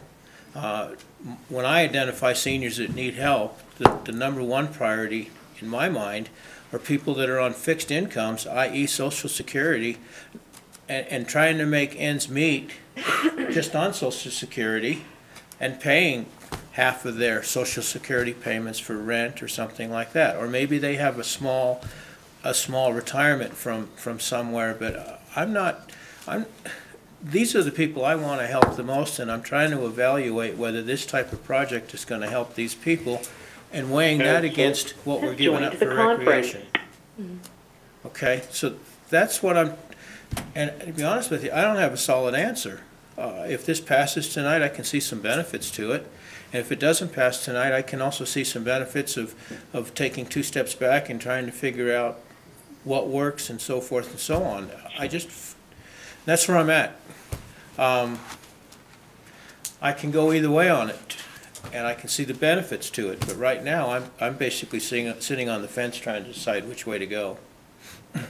So before I go to the next person, I want to share something with the council. Councilor Shumway had asked what the vote was, and I looked it up and found it. So on the December 20th, 2016 meeting, there were 5 yeses, 2 noes, and Councilor Blikas, you were one of the noes, and 2 absent, including me. Can I make a comment real quick? Please. I didn't realize, I thought I had voted for it.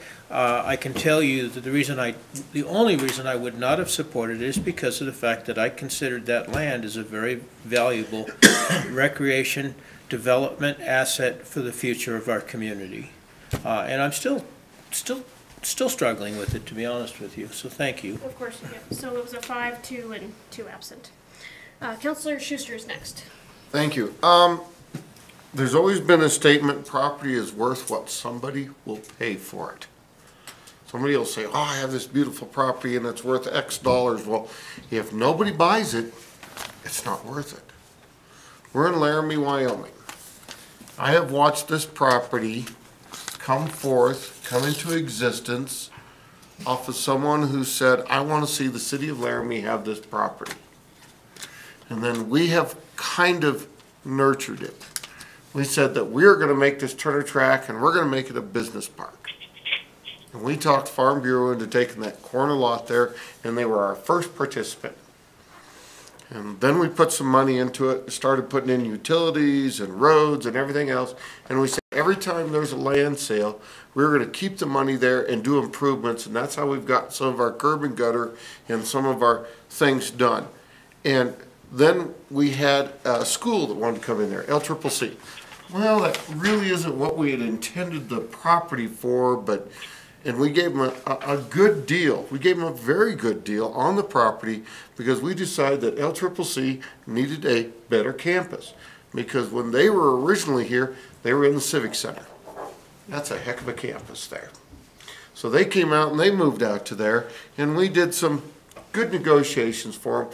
And then we've had another business go out there, and then we've had the high school, and we've done several things to improve the roads and on there.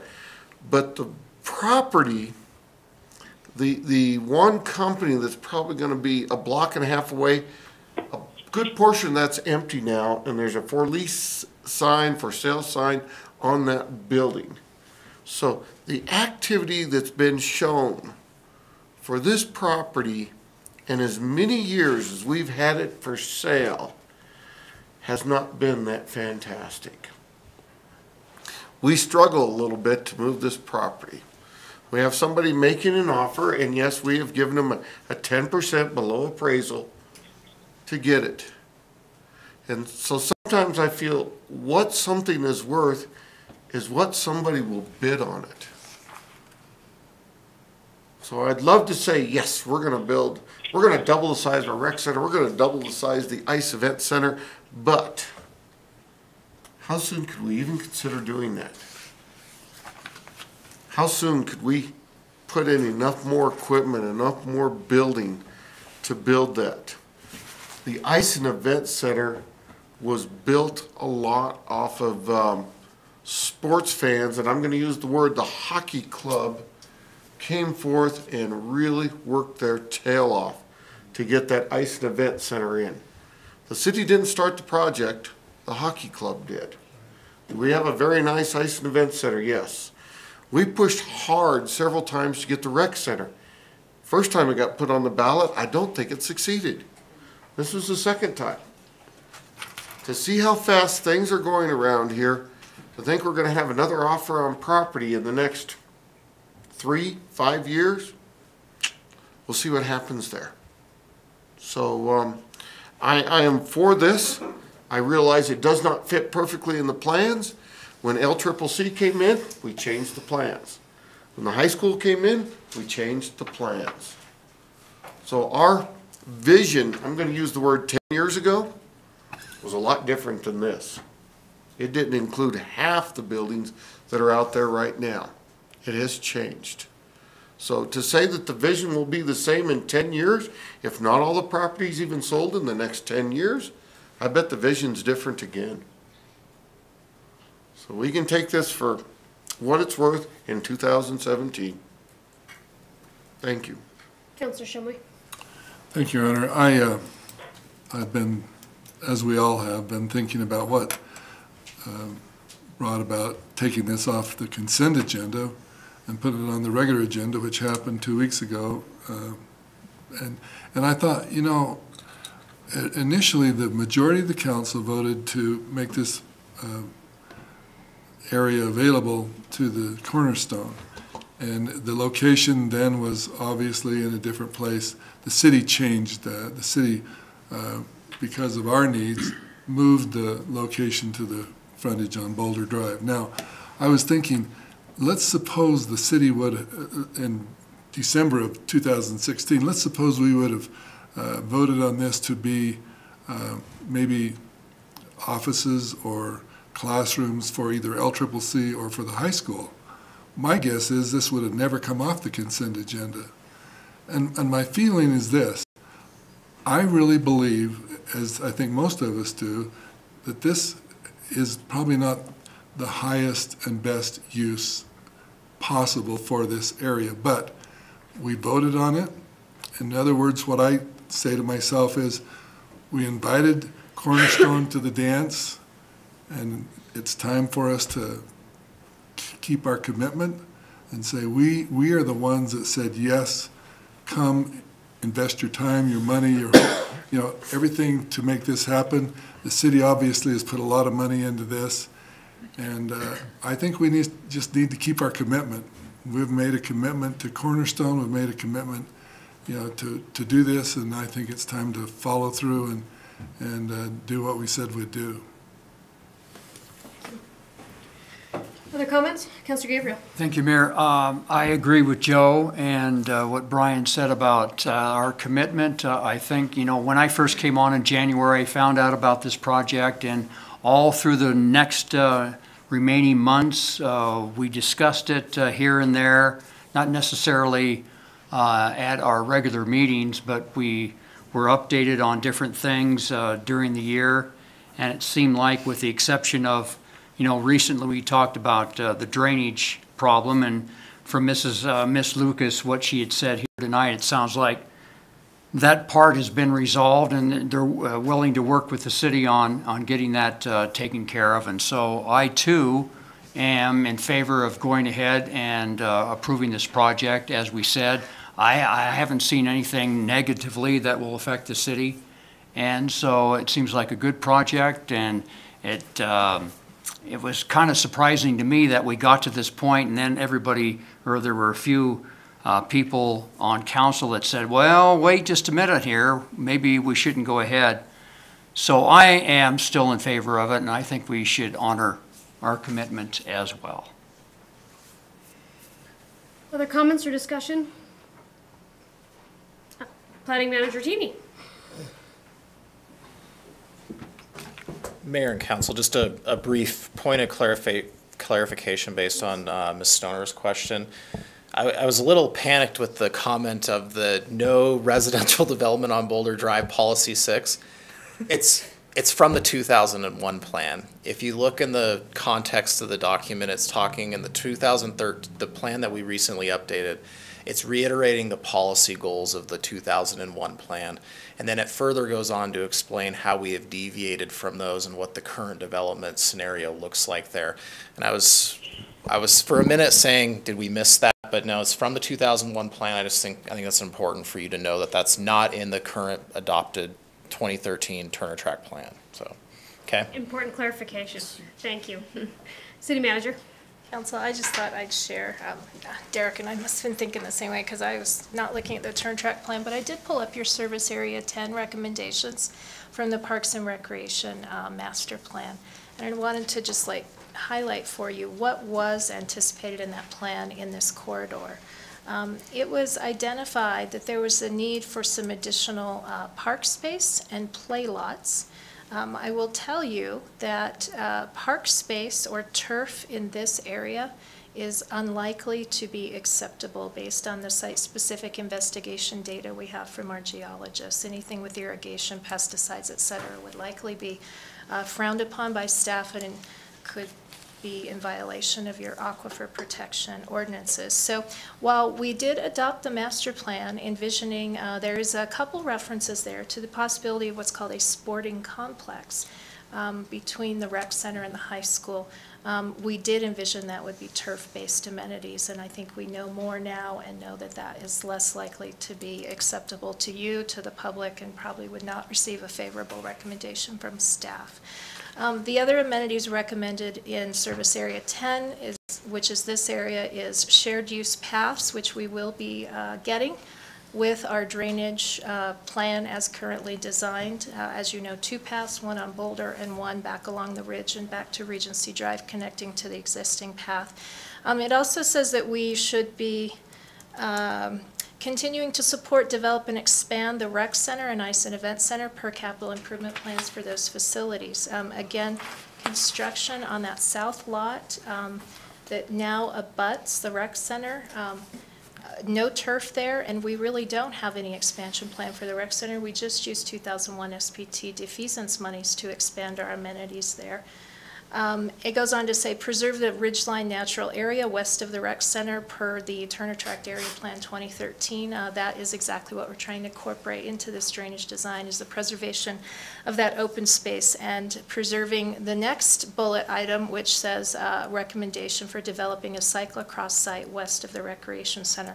And you'll recall we did talk to you at the work session about the intent to try to preserve space in the drainage design for a bicycle park that takes advantage of the grade of the hill to the west. So I throw that out there only because I want to be certain council understand, we certainly take these plans seriously. We've done everything we can to try to incorporate those amenities where they remain feasible, absent any new information to the contrary. So we're certainly trying to meet the goals that we've adopted or that you've adopted and set us down those paths on in the Recreation Master Plan. Thanks. Thank you. Other comments? Vice Mayor.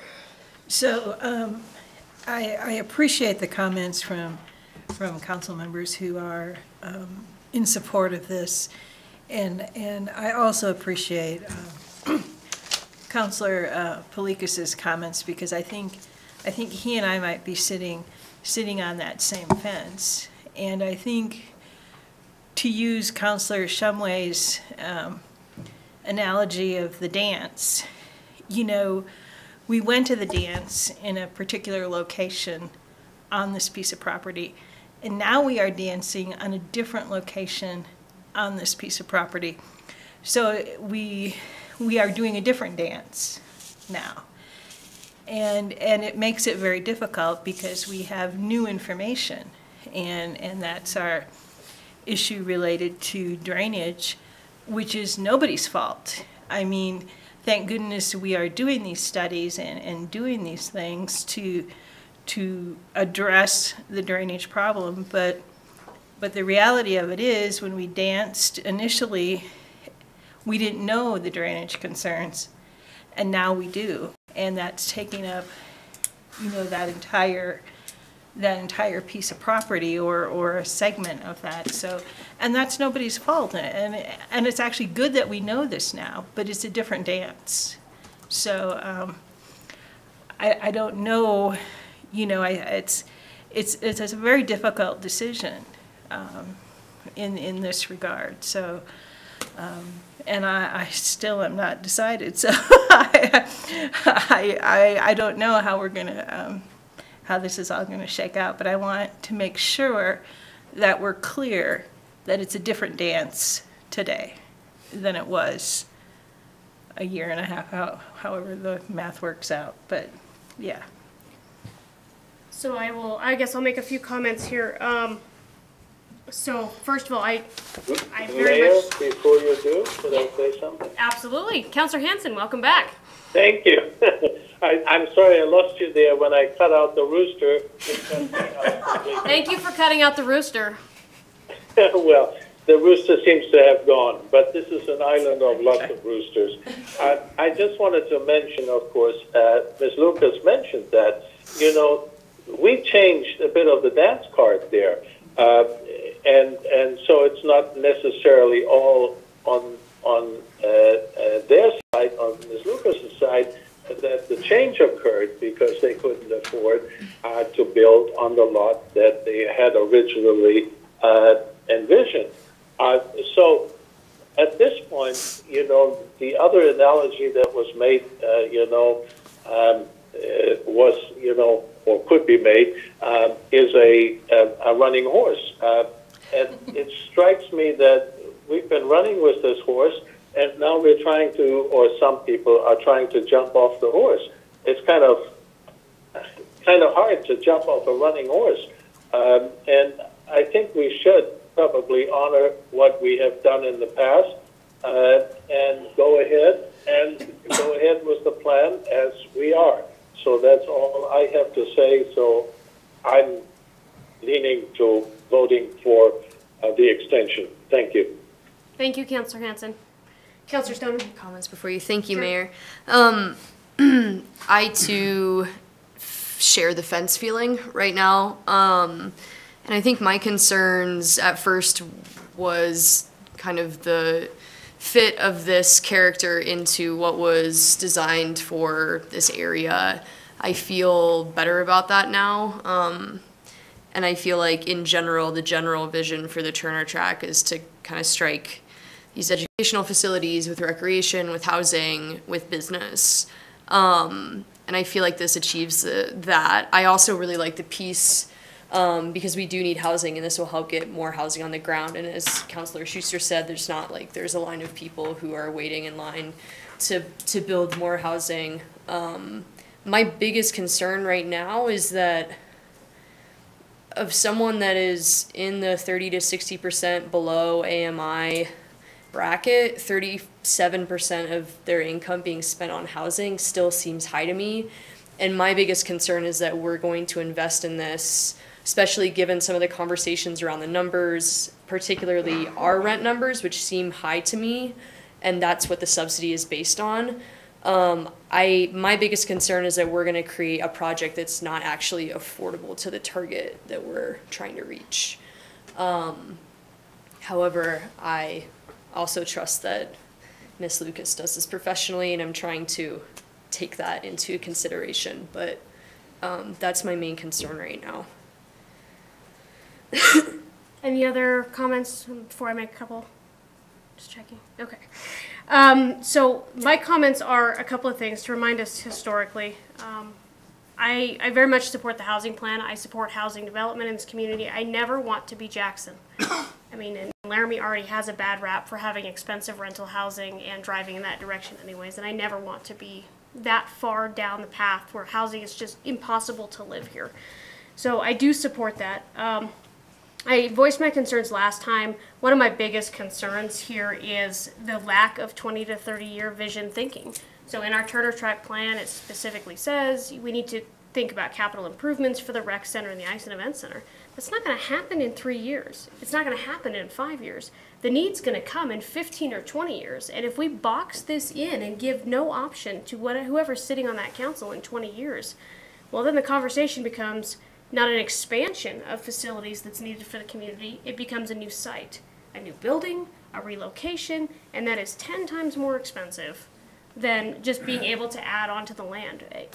What the plan calls for is that 20-year vision to protect that, to give that option. I certainly hope that in 20 years, Laramie is still growing and we have a definitive need for the Ice and Event Center and the Laramie Rec Center to expand. But right now, there's no other option for them to go any other way. If we don't protect their expansion ability now, then they're not going to have any. It'll have to be a new location, which is a lot more expensive. One of the other things that disturbed me a little bit, and I'm kind of toying with this in my mind, is one of the things that Ms. Lucas mentioned was the secondary market. So we are talking about a housing study that is supporting what we need for housing here in Laramie. And then we talk about how many people you're going to get from the secondary market that are going to come move into those apartments. So now we're not serving Laramie. We're serving more than Laramie. So now we're giving up Laramie assets at a discount to serve not Laramie. So that somebody in Laramie County, whom I love and I want them to move here, but so that we're not serving our community members.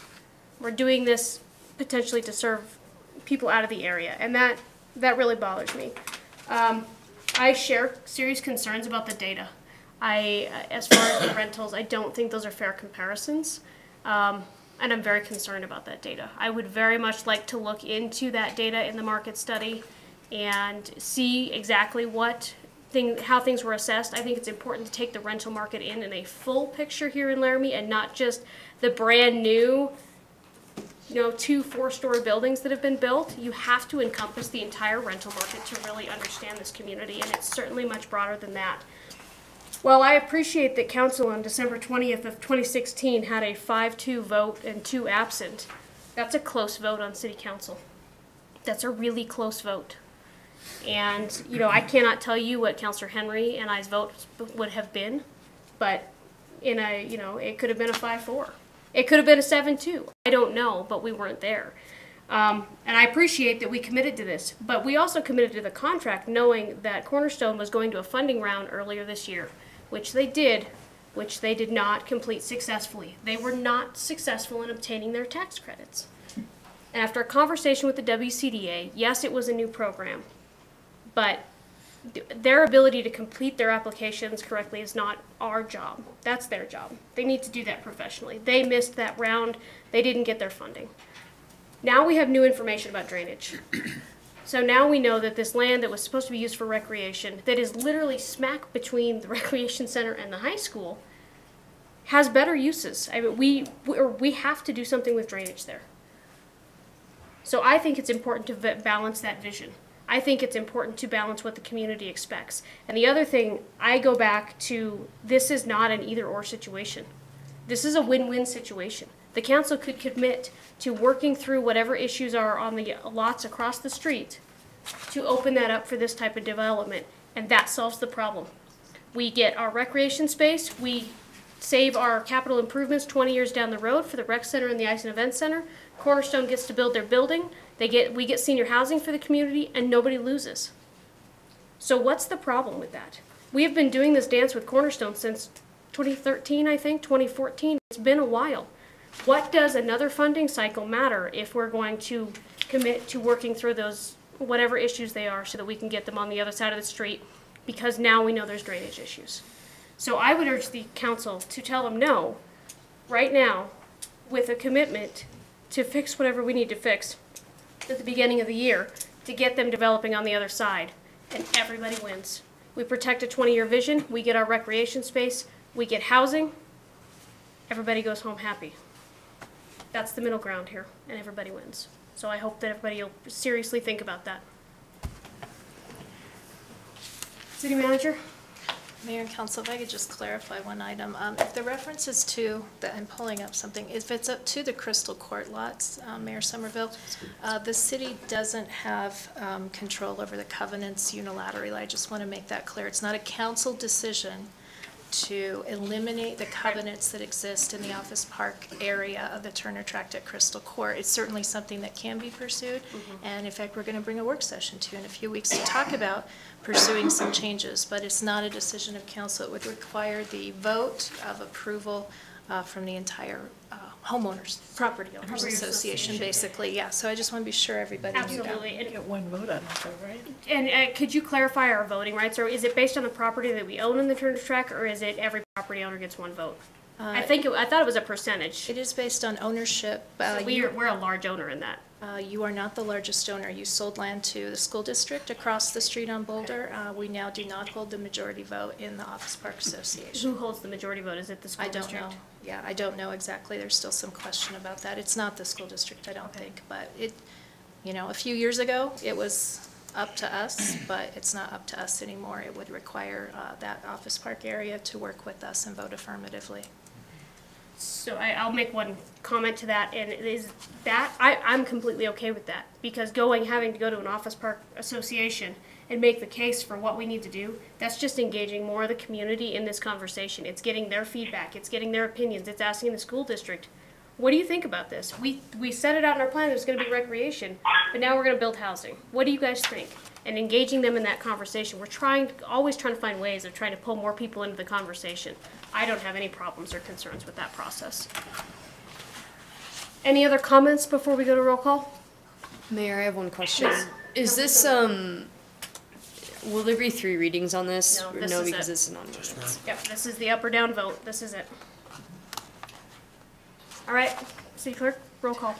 Oh, I'm sorry. I could open it up to public comment, sure. Yeah, please come forward. I'm Judy Snow, and I very rarely speak in front of you, but I would like to put a 33-year perspective on all of this. We moved here in 1984. There was no recreation center. It was sadly lacking. And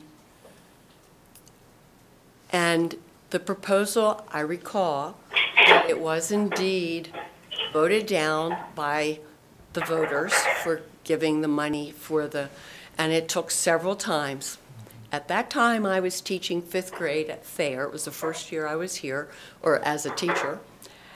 And one of the projects we had our students do was to design a recreation center that 5th graders thought that they could use and that would be beneficial. We actually brought it to the then city council. I have no clue what happened to it, but we did bring it to you just for consideration, just for thought.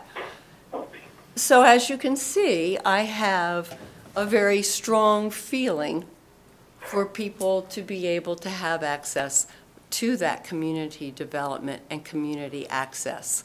And I really see that area, given what we're getting or hearing, as very important to our community. No, it's not going to happen in 3 years. It didn't happen in 3 years in 1984.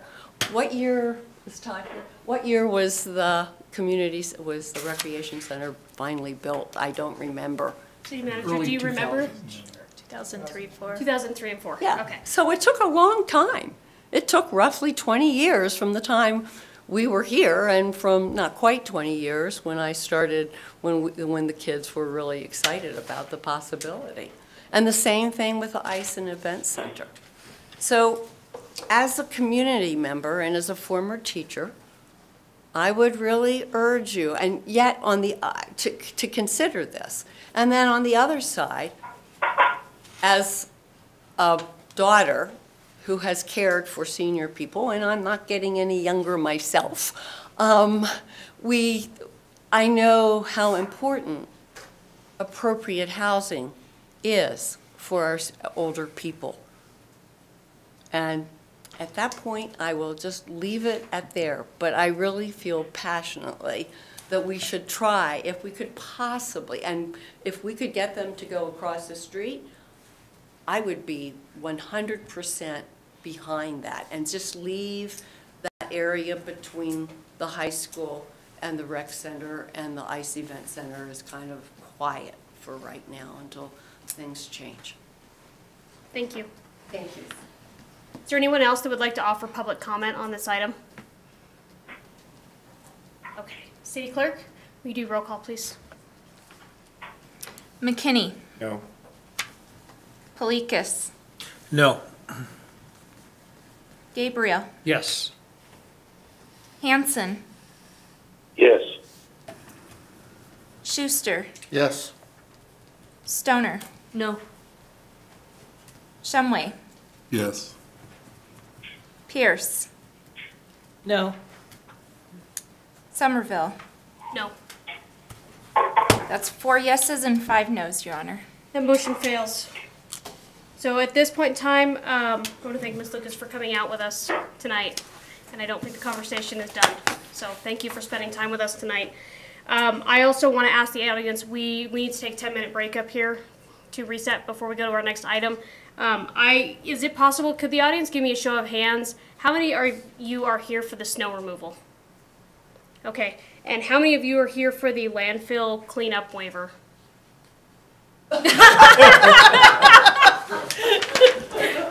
All right, fair enough. I know we have some Westfield Village.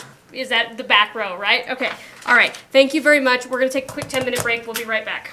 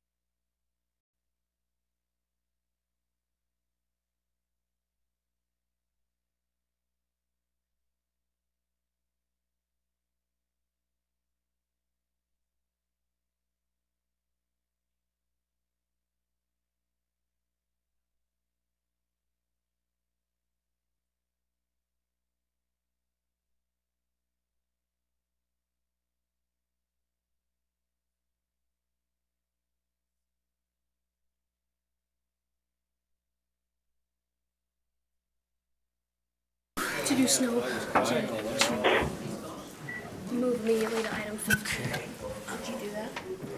Yeah. Yeah. About snow shoveling. You okay Good with that? idea. So basically, how do you skip landfill stuff? I don't know.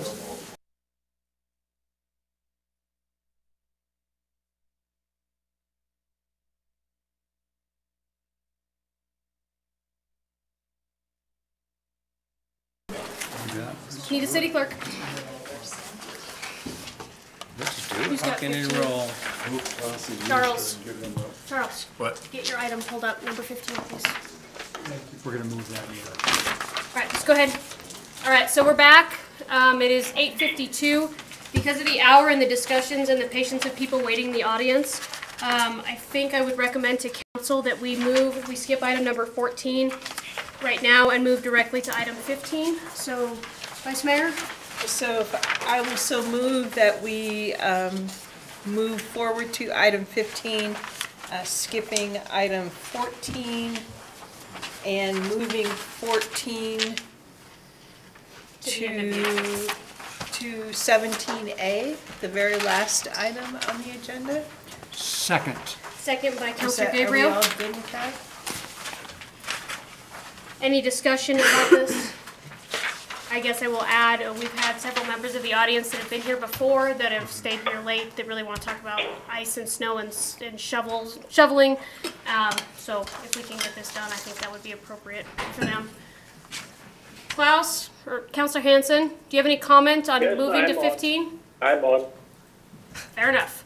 Councilor Hanson? No comment. Okay, thank you. We're just gonna do a voice vote. All those in favor signify by saying aye. Aye. Any opposed? Okay, so let's move to item number 15. Councilor McKinney. Move to approve the original ordinance number 1977 on first reading, amending Title 12 of the Laramie Municipal Code 15.12.020 snow and ice and debris removal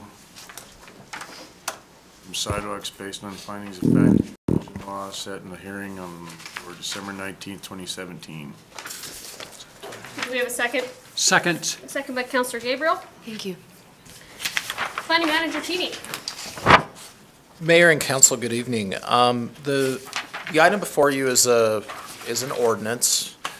Just as a reminder, an ordinance is held by 3 readings in a public hearing. That information is included in the actual ordinance that you have later on. As it's noted in here, within the staff report, council had requested a work session regarding snow removal and ice policies. A work session was held. Brian Forrester, as well as the city manager, presented a presentation on that. Went over major issues and addressed topics of concern through the existing ordinance, as well as sections of possible proposals that we would bring forward to you. What you have before you is an ordinance that incorporates the proposals and some of the discussion items that were brought into discussion during the work session. A few things of note just about the ordinance that's before you. We did take the ordinance that was adopted prior to this, the most recent version, and amended it. We amended that to include some just general cleanup language within there. There was a few things that we felt wording made enforcement and or just understanding of the ordinance a little bit difficult. We adjusted snow and ice removal time frame, changing it from 9 a.m. to the following day. Basically, that gives people time up into the next day, the following day, not the same day, but the following day, to actually remove snow and ice. We provided what we feel is a really important component of this ordinance, which is an emergency abatement provision. This is the same provision that we have when we deal with weeds or junk or other nuisances that we find or deem unsafe. It allows us to go and take care of that. We included a minimum pathway width that has to be cleared, so if for some reason you have some extra large area, you can clear off a minimum to meet that minimum safety need. And then also we included a section that for violators There will be a process which includes posting, additional time, and then eventually leading up into administrative fees and a contractor coming and clearing the snow from your property. Those are your main changes here within this ordinance that's before you. In addition, one of the pieces of information that was requested by council was some snow removal comparisons of other communities and towns. We have a handout for you, and you should have that now. What you'll see in that handout is a list of some cities that have similar climates, similar issues, similar not necessarily similar sizes, but that deal with the snow removal issue.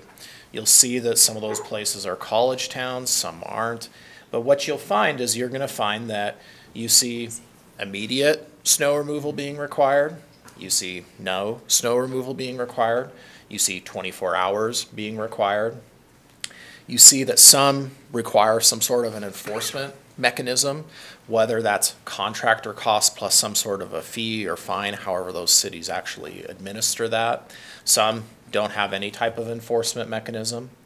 Also, you'll see some of the notes section, which is in that handout, which includes what are some of the other things that they've looked at when they've adopted some sort of rules regarding snow and ice removal. You see the 9 a.m. The next business day or following day. You see the pathway information. You see that they must be kept clear at all times. Some cities don't differentiate from that. What I'll note about this information that you have here and the information that staff has gone through during our study of that, which was noted during the presentations during the work session, is that this is fairly consistent with what you see across the country, whether it's a college town or not, is that you find a fairly wide variety of ways in which communities actually enforce their snow removal policy.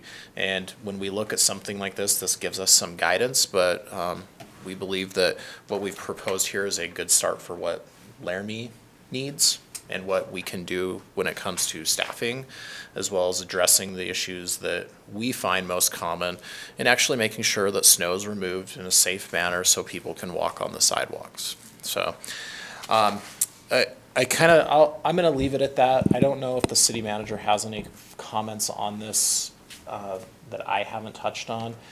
And then I would be happy to answer questions actually about the ordinance itself, maybe parts of it. Also, Brian Forrester is here. Brian Forrester is our code enforcement officer. He's actually your man on the ground when it comes to doing this type of enforcement, working with the people that need snow removed and dealing with those people that don't remove their snow. So I'll leave it at that. City Manager. Council, I wanted to provide some information. Councilor Gabriel had asked if we could find resources to up staff in the area of nuisance code enforcement.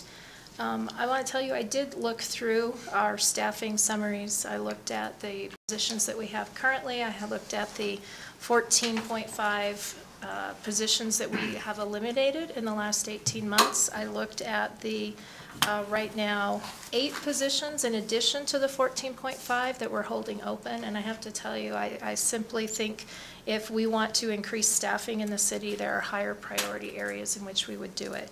One thing to keep in mind about code enforcement, we did not make any staffing cuts in code enforcement. The city has had one Brian, as far back as I can remember, and his predecessors. So there has been no reduction in our staffing enforcement abilities with respect to nuisance ordinance. That includes snow, weeds, all of those things.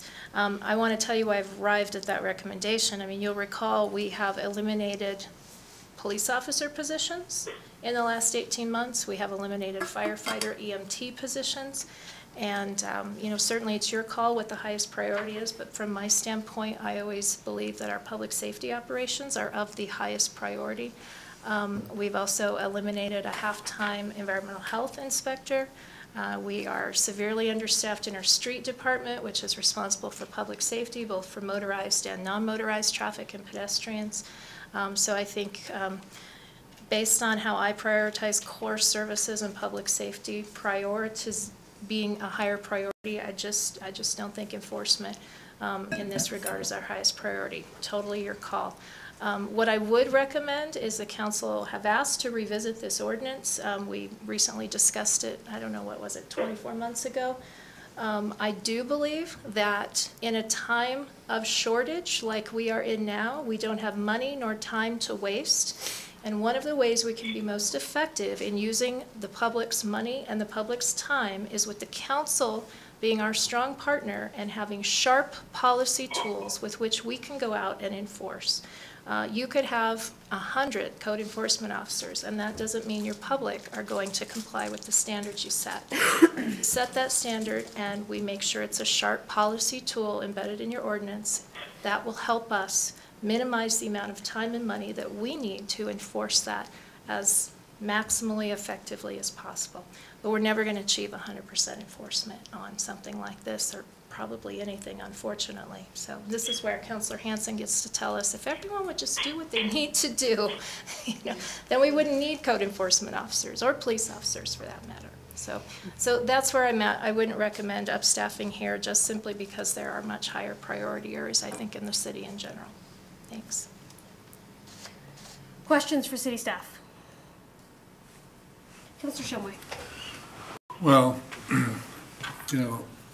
first of all, I want to know how many notices go out for snow removal, and how many enforced citations do we have in a ballpark annually? And then just to follow up, is this any more difficult than if there's a citation, any more difficult than paying for a parking ticket? Mayor and council, I'm gonna wait for Brian. I'm gonna answer the last part of the question, and then I'll have Brian come up and give you an idea of just how much typical enforcement and what he's actually doing on the, kind of a yearly or winter time frame.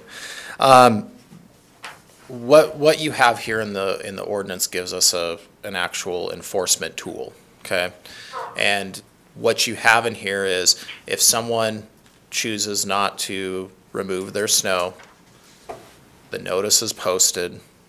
If 24 hours goes by and then we go back out there at some point after those 24 hours and still notice the snow is not removed, and Brian believes that it's something that needs to be abated, so through our nuisance abatement requirement, he'll hire somebody and assess the administrative fee, which will be given to them by a bill. And if they pay that bill, they will pay it just like they would any other bill to the city by writing a check or running their credit card or paying cash. It doesn't really matter to us. On the piece, if they don't pay it, we have a process of going ultimately all the way to collections to collect that money. And it's the same process we use during the summer for weeds or junked vehicles or anything like that that Brian would enforce under this nuisance provision. So, okay. And then I'm going to let Brian give you a quick idea about the numbers and how much he's doing. Before we bring Brian up here, there was a lot of confusion last time we talked about snow removal on tickets versus abatement enforcement. And I think that's still kind of existing. I think we're commingling subjects. So on this chart here, we have enforcement and cost. That's actual abatement, Brian, that's the comparison, right? So a city would hire somebody to go take the snow off and then send them, and then they would have a cost. That's completely separate than issuing like a ticket, like a parking ticket. I just want to make sure we're all completely clear on that. Okay. Mayor and council, you are correct. What you have in your ordinance is not a ticket. It's an administrative fine. Administrative fee to deal with the administrative cost of hiring somebody to come out to the property, the paperwork, the billing, all of that associated with it, correct? Thank you. I just want to make sure we're clear on that. Mr. Forrester? Thank you, Honorable Mayor and Council. To answer the question, I think in the last 5 years, the lowest amount that we've dealt with is in the 250s, and the highest was 484. And what was the second part of your? Well, the number that were abated, or that that there was a penalty assigned to them not removing snow. Okay, there's been no abatements and no penalties, and this is the reason we wanted to bring this forward, is so that we could link this to a process so we could effectively deal with this. Counselor Schuster. So what you're saying is you gave out that many notices, you need to take care of the issue. No, that's correct. Okay. Other questions for either Mr. Tini or Mr. Forrester? Okay. I guess I have two questions. So the first question is, we talked about ticketing last time, and I'm wondering if either the city manager or the city attorney could talk a little bit about why, or Mr. Tini, why that is not part of the ordinance. I know that, like, so if you pull up Salt Lake City, they have an abatement process, like, as compared here. They also issue tickets that are like parking tickets. So who would like to talk about why that's not here? Short straw? Well, not me, Your Honor, but I will. So we talked about ticketing when we were discussing this in the work session. So then I meet with staff and try to figure out what the real problems are on the ground. And what I understand are at least a couple of things, or maybe three. First, and Brian can speak to this, or Derek can more, is the notion that turning Mr. Forrester, or the person in his position, into a law enforcement officer, though it's not quite a law enforcement officer, perhaps may not be the best dynamic with the citizenry. That Mr. Forrester, or people in his position, think that working with the citizens, with the power he has, is more effective. Second, the issue is whether, talking to staff, whether you end up with more or less enforcement that way. And it works this way. When tickets are issued, and I hadn't thought about this when we're talking about, when I raised the topic of, parking tickets. If those tickets are fought, meaning somebody says not guilty, I mean, it wasn't 9 a.m. or I didn't get a notice, or what, I don't care what your structure is, then we have a trial in municipal court about that ticket. When that occurs, Mr. Forrester, or whoever's in his position, sits in our municipal court for a few hours to deal with that. That's an issue we run into with police issuing tickets, except that the police time is spread over, and I don't want to speak for the number of officers, if it's 24 or 30 officers who are issuing citations. It's not pleasant for them, but it's built in and spread out over 20 or 30 officers. It would just be Mr. Forrester. So out of that, listening to staff, they thought to come forward with this recommendation to see if this change to ordinance allows Brian to do his job, give some teeth to it through this winter season, compile the numbers, and see if we need more. So those are the conversations that I was involved in. It made sense to me. I don't, I don't walk out there on snowy days and deal with it myself. But Mr. Tini can add whatever he thinks to. I mean, that is the conversation that we had, and I think that what you have before you is not going all the way, not putting all the authority with the ticketing authority there. I strongly believe, and I'll kind of give Brian some kudos in the fact that Brian is able to develop working relationships with people to get the problem solved. The reality is we can ticket and garner revenue through tickets and things like that. Ultimately, though, the issue is we need to get the snow removed. That's ultimately what we're trying to achieve. That even if Brian is ticketing many people, we are not going to generate revenue that is beneficial hugely to the city. What we want to see is compliance, and this does give us that opportunity to have some compliance teeth without Brian being a ticketing agent.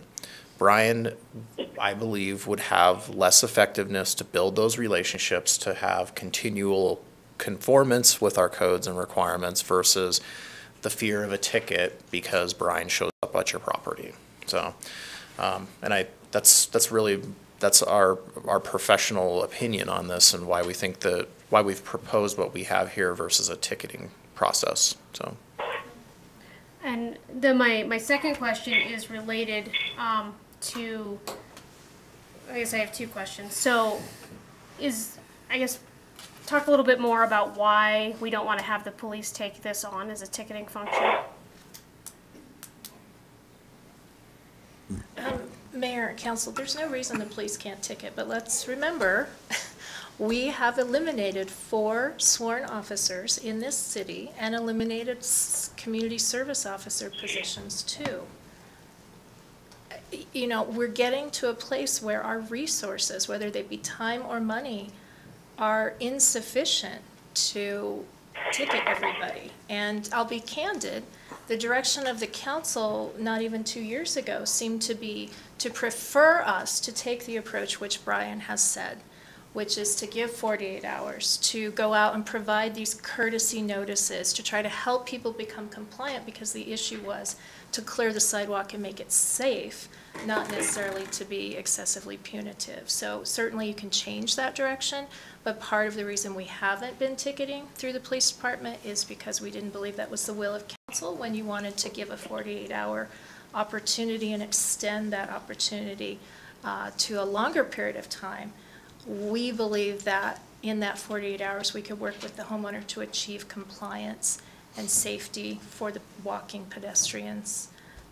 If we want a ticket, we certainly can deploy officers to do that and community service officers. But remember, we have 5.25 less of those folks than we had 18 months ago. So it becomes a matter of priorities. What's the highest priority for allocating a police officer's time? The other question that I have is, I'm always concerned about these same resource questions. And so, of course, I'm jaded by the one abatement case where the city lost, and we ended up having to pay the bill for the abatement that was ordered. Have you had any conversations, or do we have any idea of like all these communities that do abatements, which looks about half or so that's on this list? Do we know how much that costs them?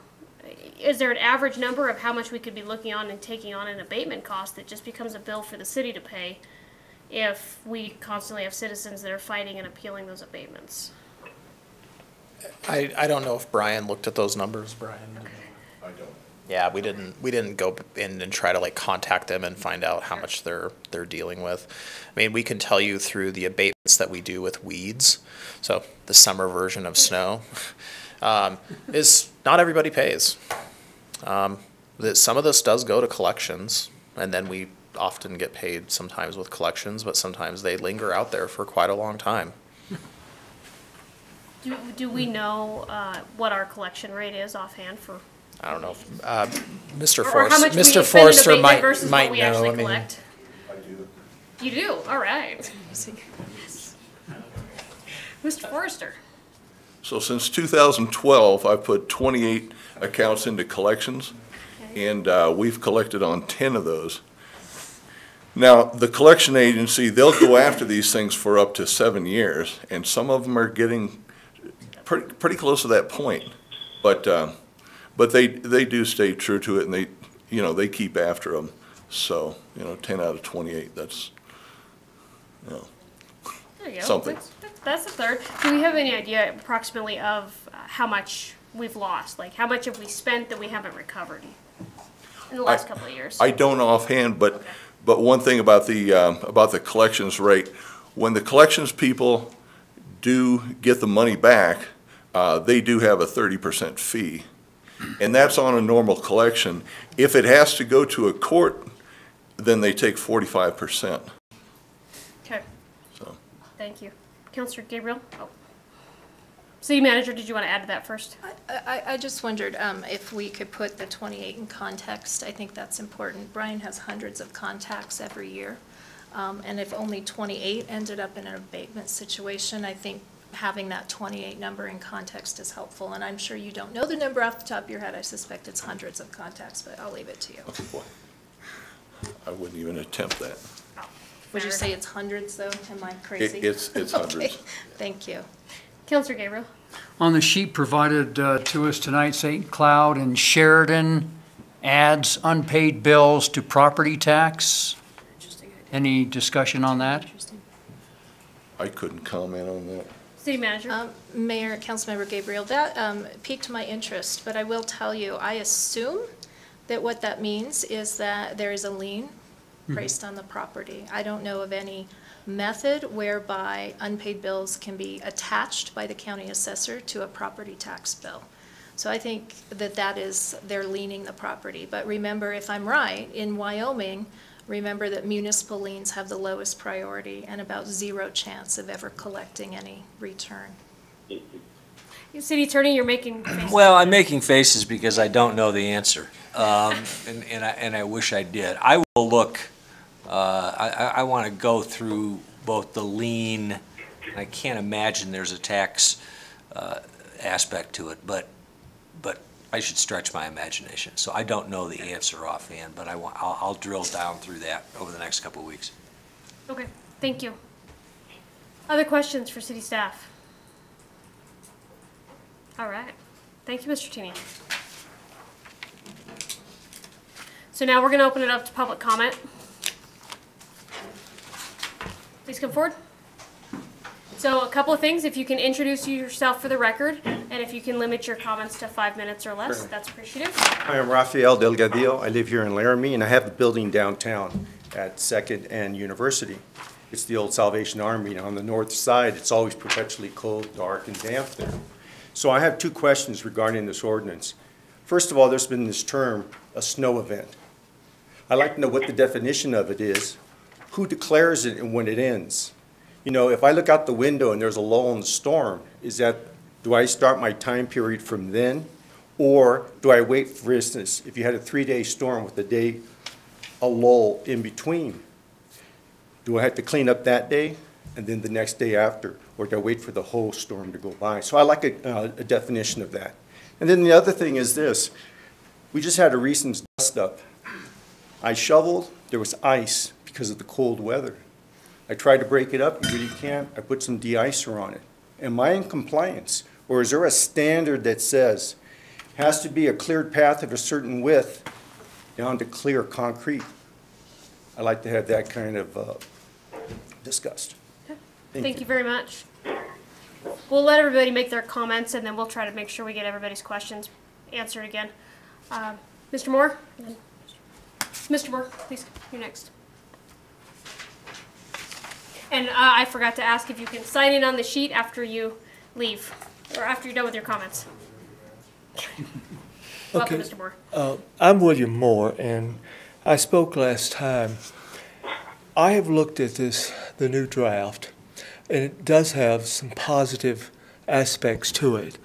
I think the most positive aspect to it is it clearly identifies who is responsible for removal of snow and ice. And I appreciate the staff including that. I have walked the streets around the university community. We have two properties, both within a block or so of campus. I walk to the post office, I walk downtown. Sometimes I walk to Safeway or something like that. So that's the parameters. I don't claim to know what really goes on the streets of Alta Vista or out in the Corthell area. Okay. But in the, I guess you'd call it the downtown area, the situation really is bad. My wife and I last winter, I've told you this before, hesitated for over a week to walk from our home on Garfield Street 2 blocks to campus because of the snow and ice. Given our age, if we fall, it's probably a morgue or a nursing home. I think the enforcement has been slack. I have talked to people. I have talked to people coming out of buildings where there's ice on the sidewalk. I think normally they're renters. I may have spoken with a property manager once or twice. I don't frisk them. I don't ask their identity. And I say, Why isn't this removed? Oh, this is the other person's responsibility. This is the owner. This is the property owner. Well, Joe's supposed to do it. No, Sam's supposed to do it. And I do think that identifying the owner of the property as the point person, this is the person that's presumably going to get a ticket or a fine or some kind of citation, that's good. I'm not so sure about the timeline that's set in here. I think the idea of having some kind of enforcement machinery is good. But I believe, based on talking to people out there, not being a lawyer, not being in the business of running the city, that there is a perception right now that you have at least 48 hours. Having lived in this community over 40 years, if snow gets treaded on, and there's a lot of pedestrian traffic around the campus area, if it gets treaded on, it does become almost impossible to remove. You can put some pellets down, but that's probably not going to really solve the problem. If people take after removing the snow quickly and scrape the top off, in most cases, the sun will help you. We have lots of sunny days in Laramie, even in the winter. When the sun hits the sidewalk and it's in an unshaded area, the sun will do a remarkable job. If you make a halfway good effort at the start of it. So the solution, insofar as there is a solution, the best possible way of dealing with it, is to encourage responsible parties to see to it that the snow, as much of the snow as possible, is removed as quickly as possible. And if you have a shaded area in your sidewalk, you get out earlier. You make a special effort. That is simple. It is not rocket science. I can understand it. So if I were on the council, I would probably vote to move this ordinance forward to a second or a third reading. But there are some problems with it. The real problem, though, is with enforcement. In this community, there is a widespread culture that it's not going to be enforced. And I agree with Councilman Schuster, who said last meeting that I was here, until there's some fines levied, until there's some publicity that we're serious about enforcing this ordinance, there will be a widespread belief that they're not serious. They pass the ordinance, makes them feel good, and then they don't enforce it because that also makes them feel good. I think that's the situation. So I would say vote for the ordinance, discuss it more. Hopefully this would make some improvement, particularly in terms of identifying who is responsible, the owner. But unless you have the resolve to enforce it, I don't think you have to check 1,100 households every time there's a snowstorm. I think if you check the most egregious offenders, the people that other people have complained about, and get it publicized, the problem, a goodly portion, 70% of the problem, would largely disappear. Of the places that I have noted in my various peregrinations with my dog around town, almost, I would say at least 90% of the offending dwellings are rental units. They're rental units. There's not that many little old ladies that are 95 years old trying to wield a shovel in town.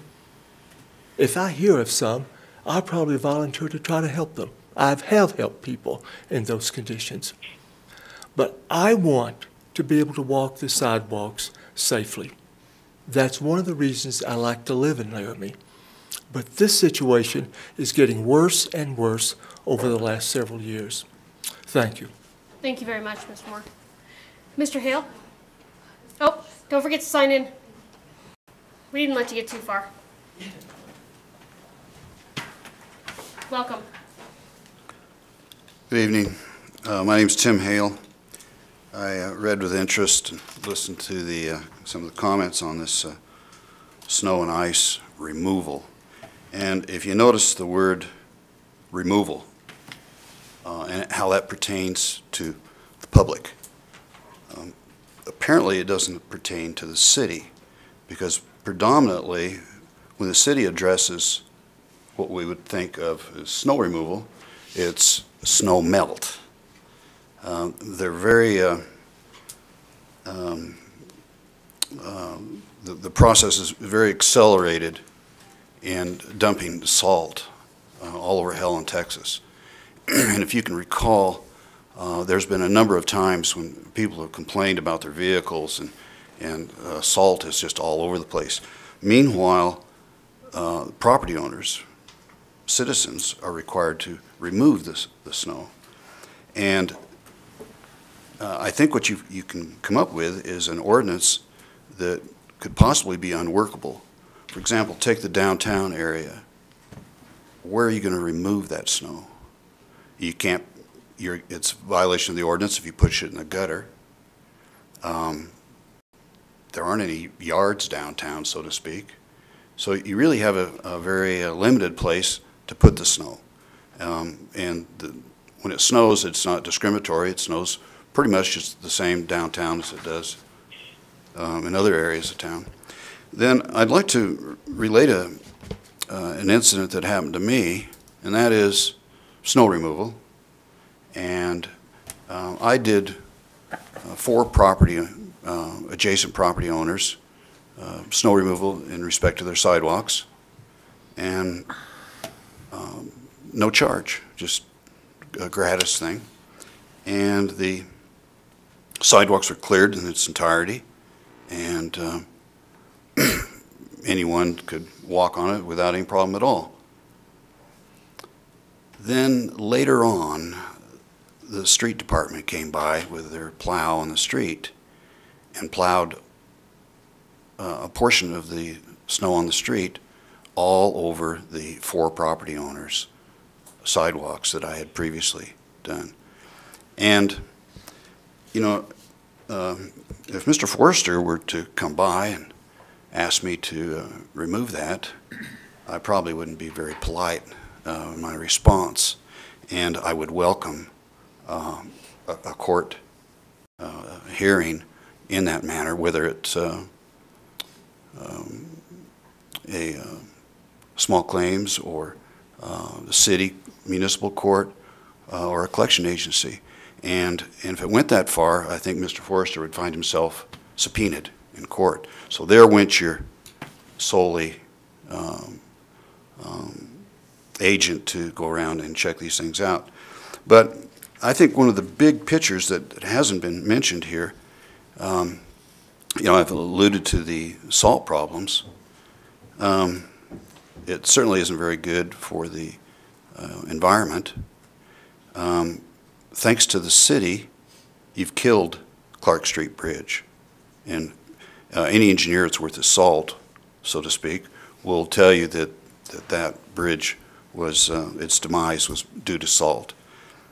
My question is, now that we're getting this new bridge on Harney Street, is there going to be anything in this ordinance to prohibit salt on that bridge? There are some communities, if you're doing community analysis, there are communities that putting salt on bridges is against the law. But here, it seems to be kind of the city's lazy man's way of addressing snow. And I think that's very serious. We've got a big investment in that bridge. Past history, if we can learn anything, has indicated that salt is not the answer for the bridge. So I would like to see, you know, something incorporated, have that addressed, and on the surface, this ordinance seems to be more of a revenue-generating tool. I'm uncertain how this can be enforced any more than it has been, and the direction from our city manager seems to be about generating revenue.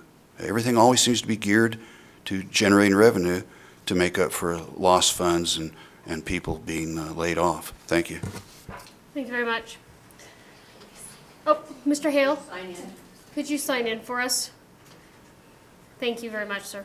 Is there anybody else who would like to give public comment on sidewalk snow removal? Okay. Seeing none, come back to the council for discussion here on first reading.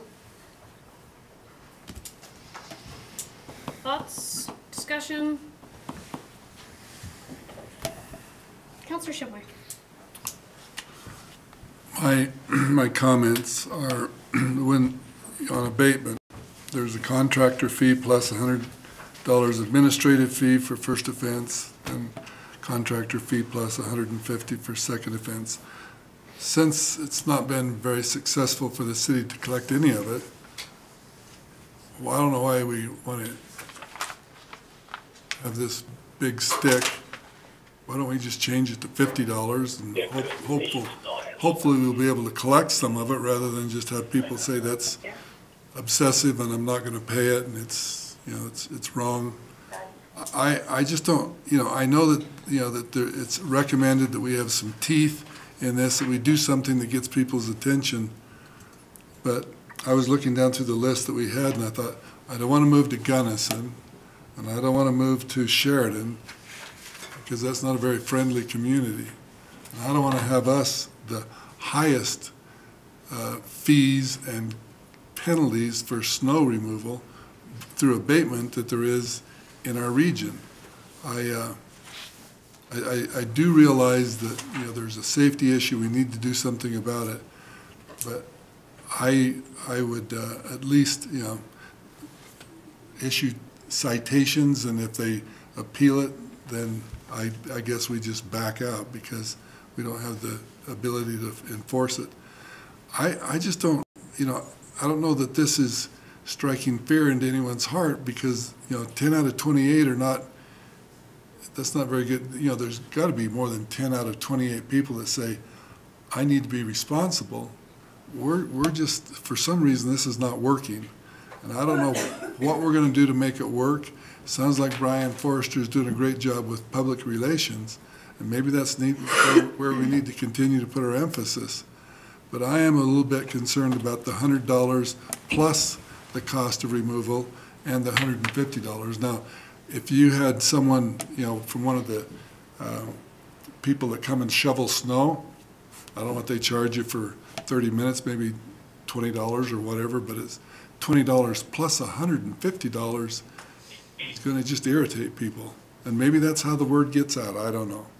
But at this point, I am not in favor of doing the $150 and the $100 addition on the abatement to the cost of removal. Other discussion? Mayor, please. Yep. I guess I'll just say, to me, a lot of the issue with enforcement, at least what we've heard from staff, is a lack of a strong policy. And I think that this is a step in the right direction. I think that, unfortunately, with these types of things, it's impossible to see what will actually work on the ground. But in my mind, this is an improvement. I feel good for the most part about it, and moving forward, trying it out. And the lucky part about it is we get a test period every year to see if it's working. And then coming back, and if we need to add in fees or something more enforcement based, then addressing that once we know that this doesn't work. That's kind of where I'm at. But I'm interested in talking more about what Councilor Shumway just brought up too. Other discussion, comments? Sure. Councilor Schuster. You hope to do something that makes the community better. And what we're talking about and enforcement and everything else, and Brian does a great job and everything, but to me it just sounds like nothing's going to change. That a lot of people don't care what the right thing is to do. That's just a big problem, and it's clear across the nation. You see it in the news every day. And doing the right thing doesn't seem to matter that much anymore.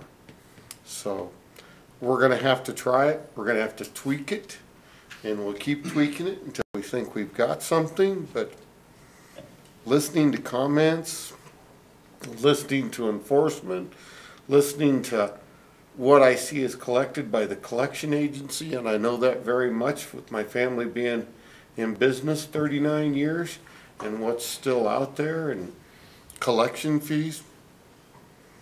I don't know what the direction is to go. I don't know. Councilor Curtis. Could I get a comment from staff as to the justification and the $100, the justification and is this a, I guess I'm not trying to, not the process per se, but I view this fee as something as a last resort, and the objective is to get people to clear the sidewalks. But I'd like more of an explanation as to why this particular amount came about.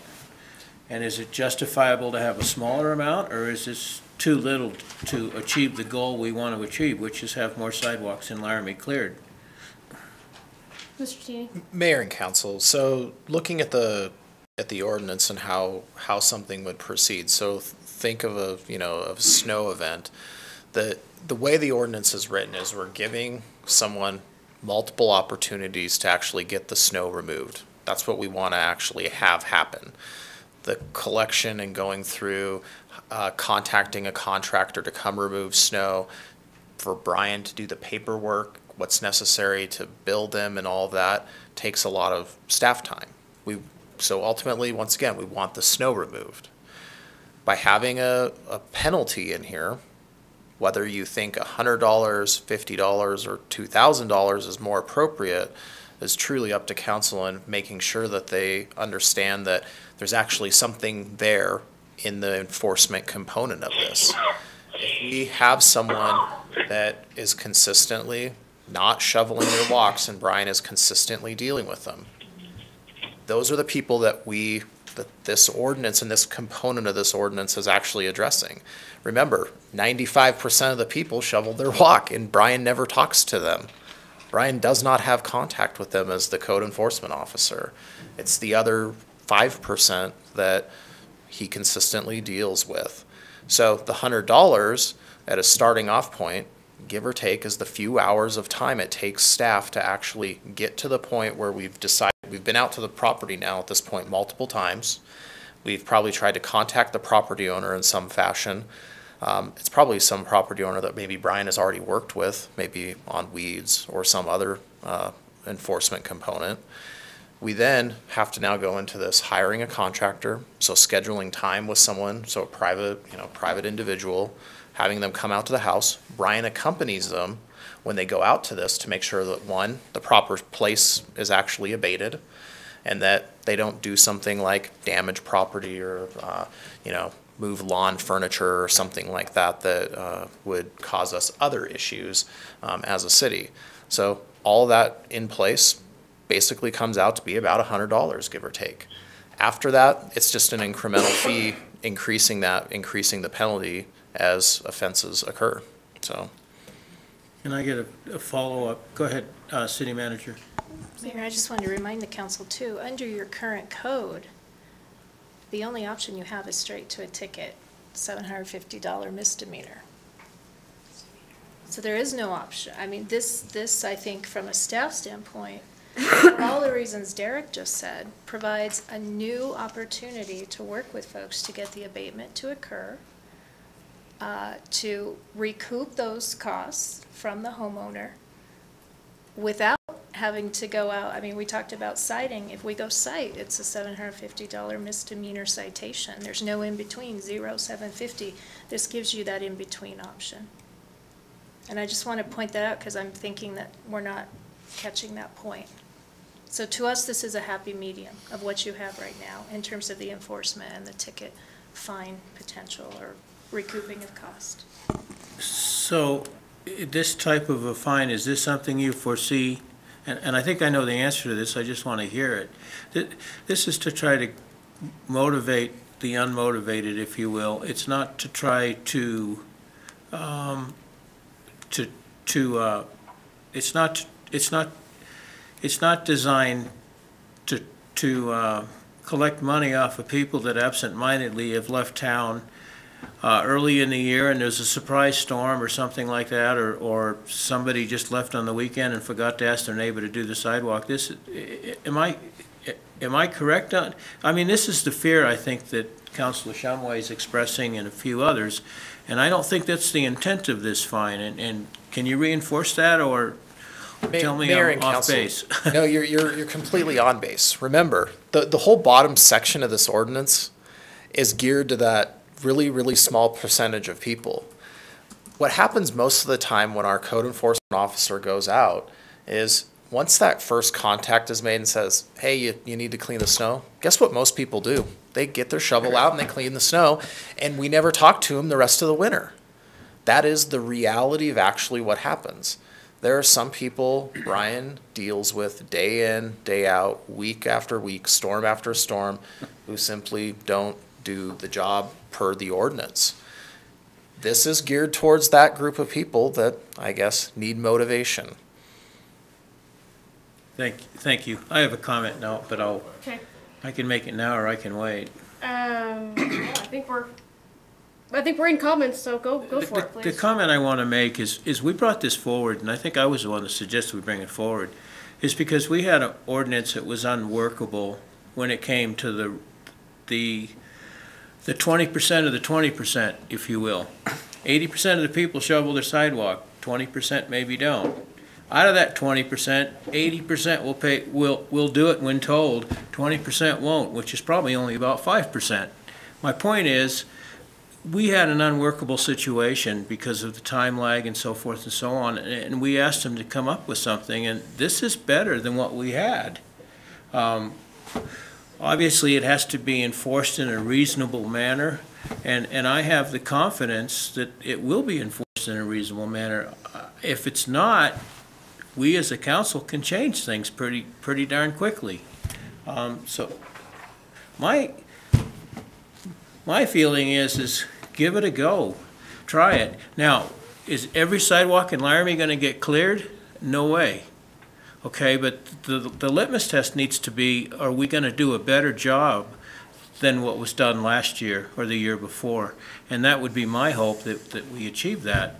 Yeah, there's going to be times where it's not going to work. We don't have enough staff, we don't have enough time, and no community in Wyoming or any cold weather climate has every sidewalk in their community cleared. I can almost guarantee it. I mean, it's just not a priority for.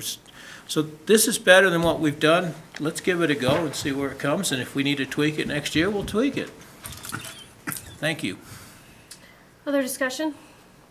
Vice Mayor. I agree. All right. Other discussion? I agree. All right. I'll add a quick comment. So I am very uncomfortable with the idea of putting in ordinance this idea that we're going to abate snow after 24 hours. After tagging a property and putting it on there, I can't think of another abatement procedure where we do it so soon. Usually it's a longer drawn out process where the city is trying to say, please clean this up, please clean this up. Now, I certainly appreciate that ice can be a danger and we need to take care of it. I would be much more comfortable with an abatement process that was like a 3 strikes and you're eligible to be abated or something like that, than trying to go straight to that. I am afraid of the person that leaves on Friday or leaves on an emergency and doesn't come, is back for 3-4 days, forgets to do their stuff. Normally the rest of the time, for the last 10 years, they've shoveled their snow every single week and it's not a problem, and they're gone, and all of a sudden, ding, they get $175 or $200 bill that they have to pay the city. I think that's an unreasonable standard for us as community members to hold each other to. I really want to encourage it. I want everybody to work together. I'd love to figure out something special for the tree area and the downtown, which are our primary walking corridors. That's really where we need to go. But that's my thoughts. I'll pass it on first reading, but I think I'll have some amendments to bring forward to talk about the emergency abatement process and maybe some strikes or so. I don't know. I just want to be a little bit more reasonable in our standards while still trying to get a more enforceable code. So, Mr. Hale, we've already done public comment. Because it's so late, I'm not going to open it up again because I want to leave time to do public comment at the end of the meeting. So you have a chance in just a minute. Is there any other discussion? Okay. I'd like to clarify a comment Sure. from Councilor Shumway. One of the things about this $100 fine, to compare that to the regular nuisance ordinance, sections 828 and 832, what you've got is when we do an abatement, we have a contractor's fee of, we get the contractor's fee plus we add 20% to that fee. Now, some of those contractor's fees have been as low as $50 and $60, and I would just say to you, $10 to a $50 bill isn't much of an incentive to go ahead and take care of the problem. And that's why we're looking at a much higher fee, you know, to deter those kind of people, you know, from just ignoring the laws. So it is different. It is a difference, once again, 20% on the regular nuisance issues. So, and that's why we brought that up. Thank you very much. Councilor Hanson, are you still with us? Yes, I am. Do you have any comments you want to make here on first reading about this ordinance? I think I made my comments to the city manager already. All right. Thank you. Fair enough. Okay, so is everybody okay going ahead and doing a roll call on this right now? City Clerk, roll call on first reading. It will be back. Stoner. Yes. Schuster. Yes. Shumway. Yes. Bleekus. Yes. McKinney. Yes. Hanson. No. Gabriel. Yes. Pierce. Yes. Somerville. Yes. That's 8 yeses and 1 no, Your Honor. Thank you. That motion carries, so it will come back on the regular agenda, presumably in 2 weeks, unless staff tells me different. So looking at the hour, it is 9:48 p.m. Our code of conduct says no under, even if we suspend the rules right now to put another item on the floor, the meeting cannot go past 10 p.m. under any circumstances. So it would be my recommendation that we not suspend the rules or do that. We have 3 items that have not been considered. It'll have to be pushed to the next agenda. They will be given priority over the other items on that agenda. So we have 2 Westfield Village items and the landfill voucher. Thank you, the landfill voucher. But however, our code of conduct does require us to do public comment. So right now I'll give anybody a chance that wants to put on the floor to suspend the rules to bring any of those items on. We still had reminding we still have an executive session we have to do tonight. Okay, seeing that. Just a quick please. question. Since we moved the landfill days to the last item, doesn't Westfield Village hit the Yeah, I'll put them. 1 and 2, and then landfill number 3? That would be my intention, is to put them first on the agenda. So, Is there any way, since Mr. Hoffman has been so patiently waiting, we have to put it on the floor and start the 10 discussion, and at 10 o'clock, everything stops, no matter what. Councilor Palikas? Let me just make a correction to that. I think we can make a motion to suspend the rules, and we can also make a motion as part of that suspension to extend the time frame after 10 o'clock. I would go to the city attorney, but I'll read the code of conduct to you. It says that, well, I'll skip forward here. In the event, unless the city council members present vote to extend the meeting by suspending the rules with a 2/3 vote of the members Right. present and continuing the meeting until 10, so that's if we are Right. after 9:30. So if any item introduced at the regular city council meeting and being discussed by 9:30 is not concluded by 10, the council shall adjourn, and the regular city council meeting, everything gets moved to the next date, is what it says. Can I not make a motion to suspend that rule? The 10 o'clock rule? Maybe, presumably. City attorney? Can we suspend the, Why, me? suspend the rule to suspend the rule to extend the meeting? I think this language could be cleared up, but I do have to say that it looks like the intent is that you suspend the rules to discuss things until 10 o'clock. And that's it? I think that's the fair reading. I think that language should be cleared up, but that's what it looks like to me. can we do this in 10 minutes? No. No. Maybe Not Paul even. has something. good. Let's give, Mr. Hoffman? We do 2 and 3 together? We cannot. They have to be done separately. I mean, we would have to talk about both items. Okay, and you don't think we can get this done in 5 minutes? Because we've hashed it out multiple times. I think it's going to be a longer discussion, personally. I know I have a lot of questions, again, so. I've heard no questions for 2 weeks, so if anybody has any, I welcome them. fair enough. I'm ready to vote. All right. Yeah. So unless, does anybody want to do we want to take the city's attorney's advice and cut everything off? Or do we want to have a vote to suspend the rules to go past 10 o'clock? Well, I think Mr. Hoffman's left, so Okay. I thought I heard we couldn't do that. we still do public comment. Yeah, we can Yeah, only we still go do till public 10. comment. Yep. But we still have to do public comment no Right. matter what. Yeah. So, Right. Okay. is there anybody that wants to make a rule to try to have this discussion about suspending the rules to push the meeting past 10 o'clock? Make a rule. Okay. No, we can't. All right. So right now, because Said of we the can't do hour, that. we're going to skip right to public comment. So I open it up for public comment. If you'd like to make public comment, Mr. Hale, please come on up.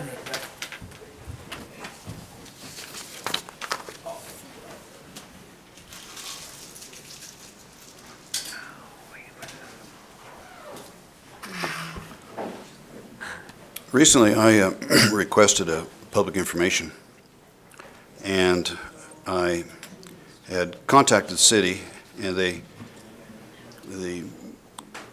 employee indicated to me that the information I requested was in fact public information. I went to the city manager's office, and under the column of public safety, indicated that this was a police report that I requested. Filled everything out appropriately that I was aware of. Received a letter that indicated that I can't get a police report through the normal channels with a public information request form, that it in fact has to be obtained at the records department. And if you familiarize yourself with the state statutes regarding the conditions of obtaining public information, there's nothing in there that provides the police or whatever agency to ask the name of the person involved, the type of incident, the incident location, your involvement in the incident, and then I like this one, the reason for wanting the information. Then the statute indicates that a reasonable fee. So if you go to the city manager's office and fill out the form, the reasonable fee is $1, the first page. All you got to do is then walk across this alley, go next door, and that single page now has a cost of $5.25. That hardly seems reasonable, and I think that could certainly be challenged. The other thing is the state statute doesn't provide anything about providing proper identification, and that seems to be a real stickler with the police department. Then, according to the general orders, law enforcement and fire records are considered public records. And also, if you look at State Statute 16-4-203, it's a right of inspection. And the custodian of any public records shall allow any person the right of inspection of the records. And there's some exceptions, you know, if it's determined that it's, you know, some homeland insecurity violation or some sort of thing. But clearly, as I mentioned, I was told the record that I wanted was public information. And in fact, the police officer had indicated to me that there really wasn't even a crime. It was alluding to a civil matter. So it would seem that it's really out of the scope of this. So the reason I bring this up about the right of inspection, I requested to be able to inspect the record. I was denied that. And I then asked, is the city attorney aware of how you're doing all these things? And I was told that the city attorney was on board. And so from there, I went over and I thought, you know, I'm going to talk to the city attorney. And I went downstairs and wandered around a bit, and a lady in the office asked me if she could help me, and I said, well, I'd like to see the city attorney. Well, he's not here. Okay. Can I help you? And I said, well, are you an attorney? And she replied, no. And she wanted to know if she indicated to me that she cannot give out legal advice. And I said, well, ma'am, all I asked for was, is the city attorney here? That's not asking for legal advice. And I said, I think it's a little presumptuous that you think I'm after legal advice. I mean, certainly there's private attorneys and there's city attorneys. And her response was, you may leave. And, you know, I just didn't get the feeling of building our community through respect, integrity, teamwork, and stewardship. So I don't know where the city attorney, in fact, is. If he's truly on board with the policy, I think some continuing legal education is in order. But meanwhile, I'd like the assistance of the city council to direct the city attorney to look into this matter, and if I'm denied inspection, then I need a letter to that effect. If I'm not denied inspection and it was a mistake, then I need to know at the earliest time when I can set up an appointment and go inspect that record.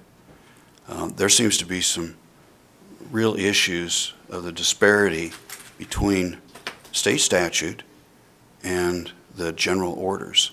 Now, I've asked for a copy of the general orders some time ago and was told that I couldn't get a copy of that because it involved SWAT issues or something. And knowing the city as I do, I don't think it'd be too difficult for them to redact some information that's indicated in the general orders that might be compromising.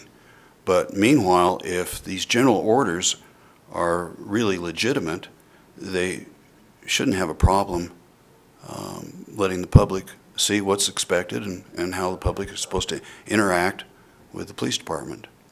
Oh, and then I might add, you know, changing the subject a little bit about the snow removal. So let's say there's going to be the abatement process, and a contractor's hired who goes to a portion of the property that they're unfamiliar with, and it's got 8 inches of snow all over everything, and they're into efficiency and unload a four-wheeler, and they're plowing the sidewalk. Unbeknownst to them, they snip off a couple sprinkler heads. Who's liable for that? You know, I think you really opened up a hornet's nest. The second thing in that regard... Mr. Hale, I am so sorry. It is 10 o'clock. Can Okay. you wrap up One your last comments? thing, yeah, Thank and you we'll very get it much. wrapped up.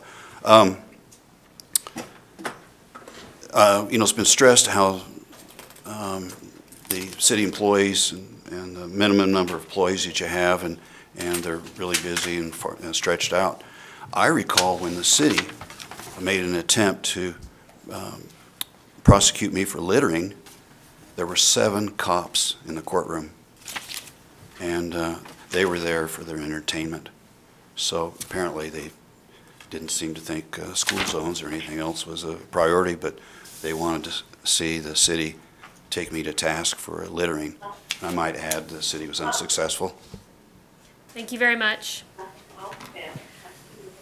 Councilor Schuster? Thank you. I ask the council to adjourn to executive session regarding personnel, Wyoming statute 16-4-405, parentheses A, parentheses X. We have a second? Second by Counselor Gabriel. All those in favor signify by saying aye. Aye. Any opposed? We are adjourned to executive session for personnel.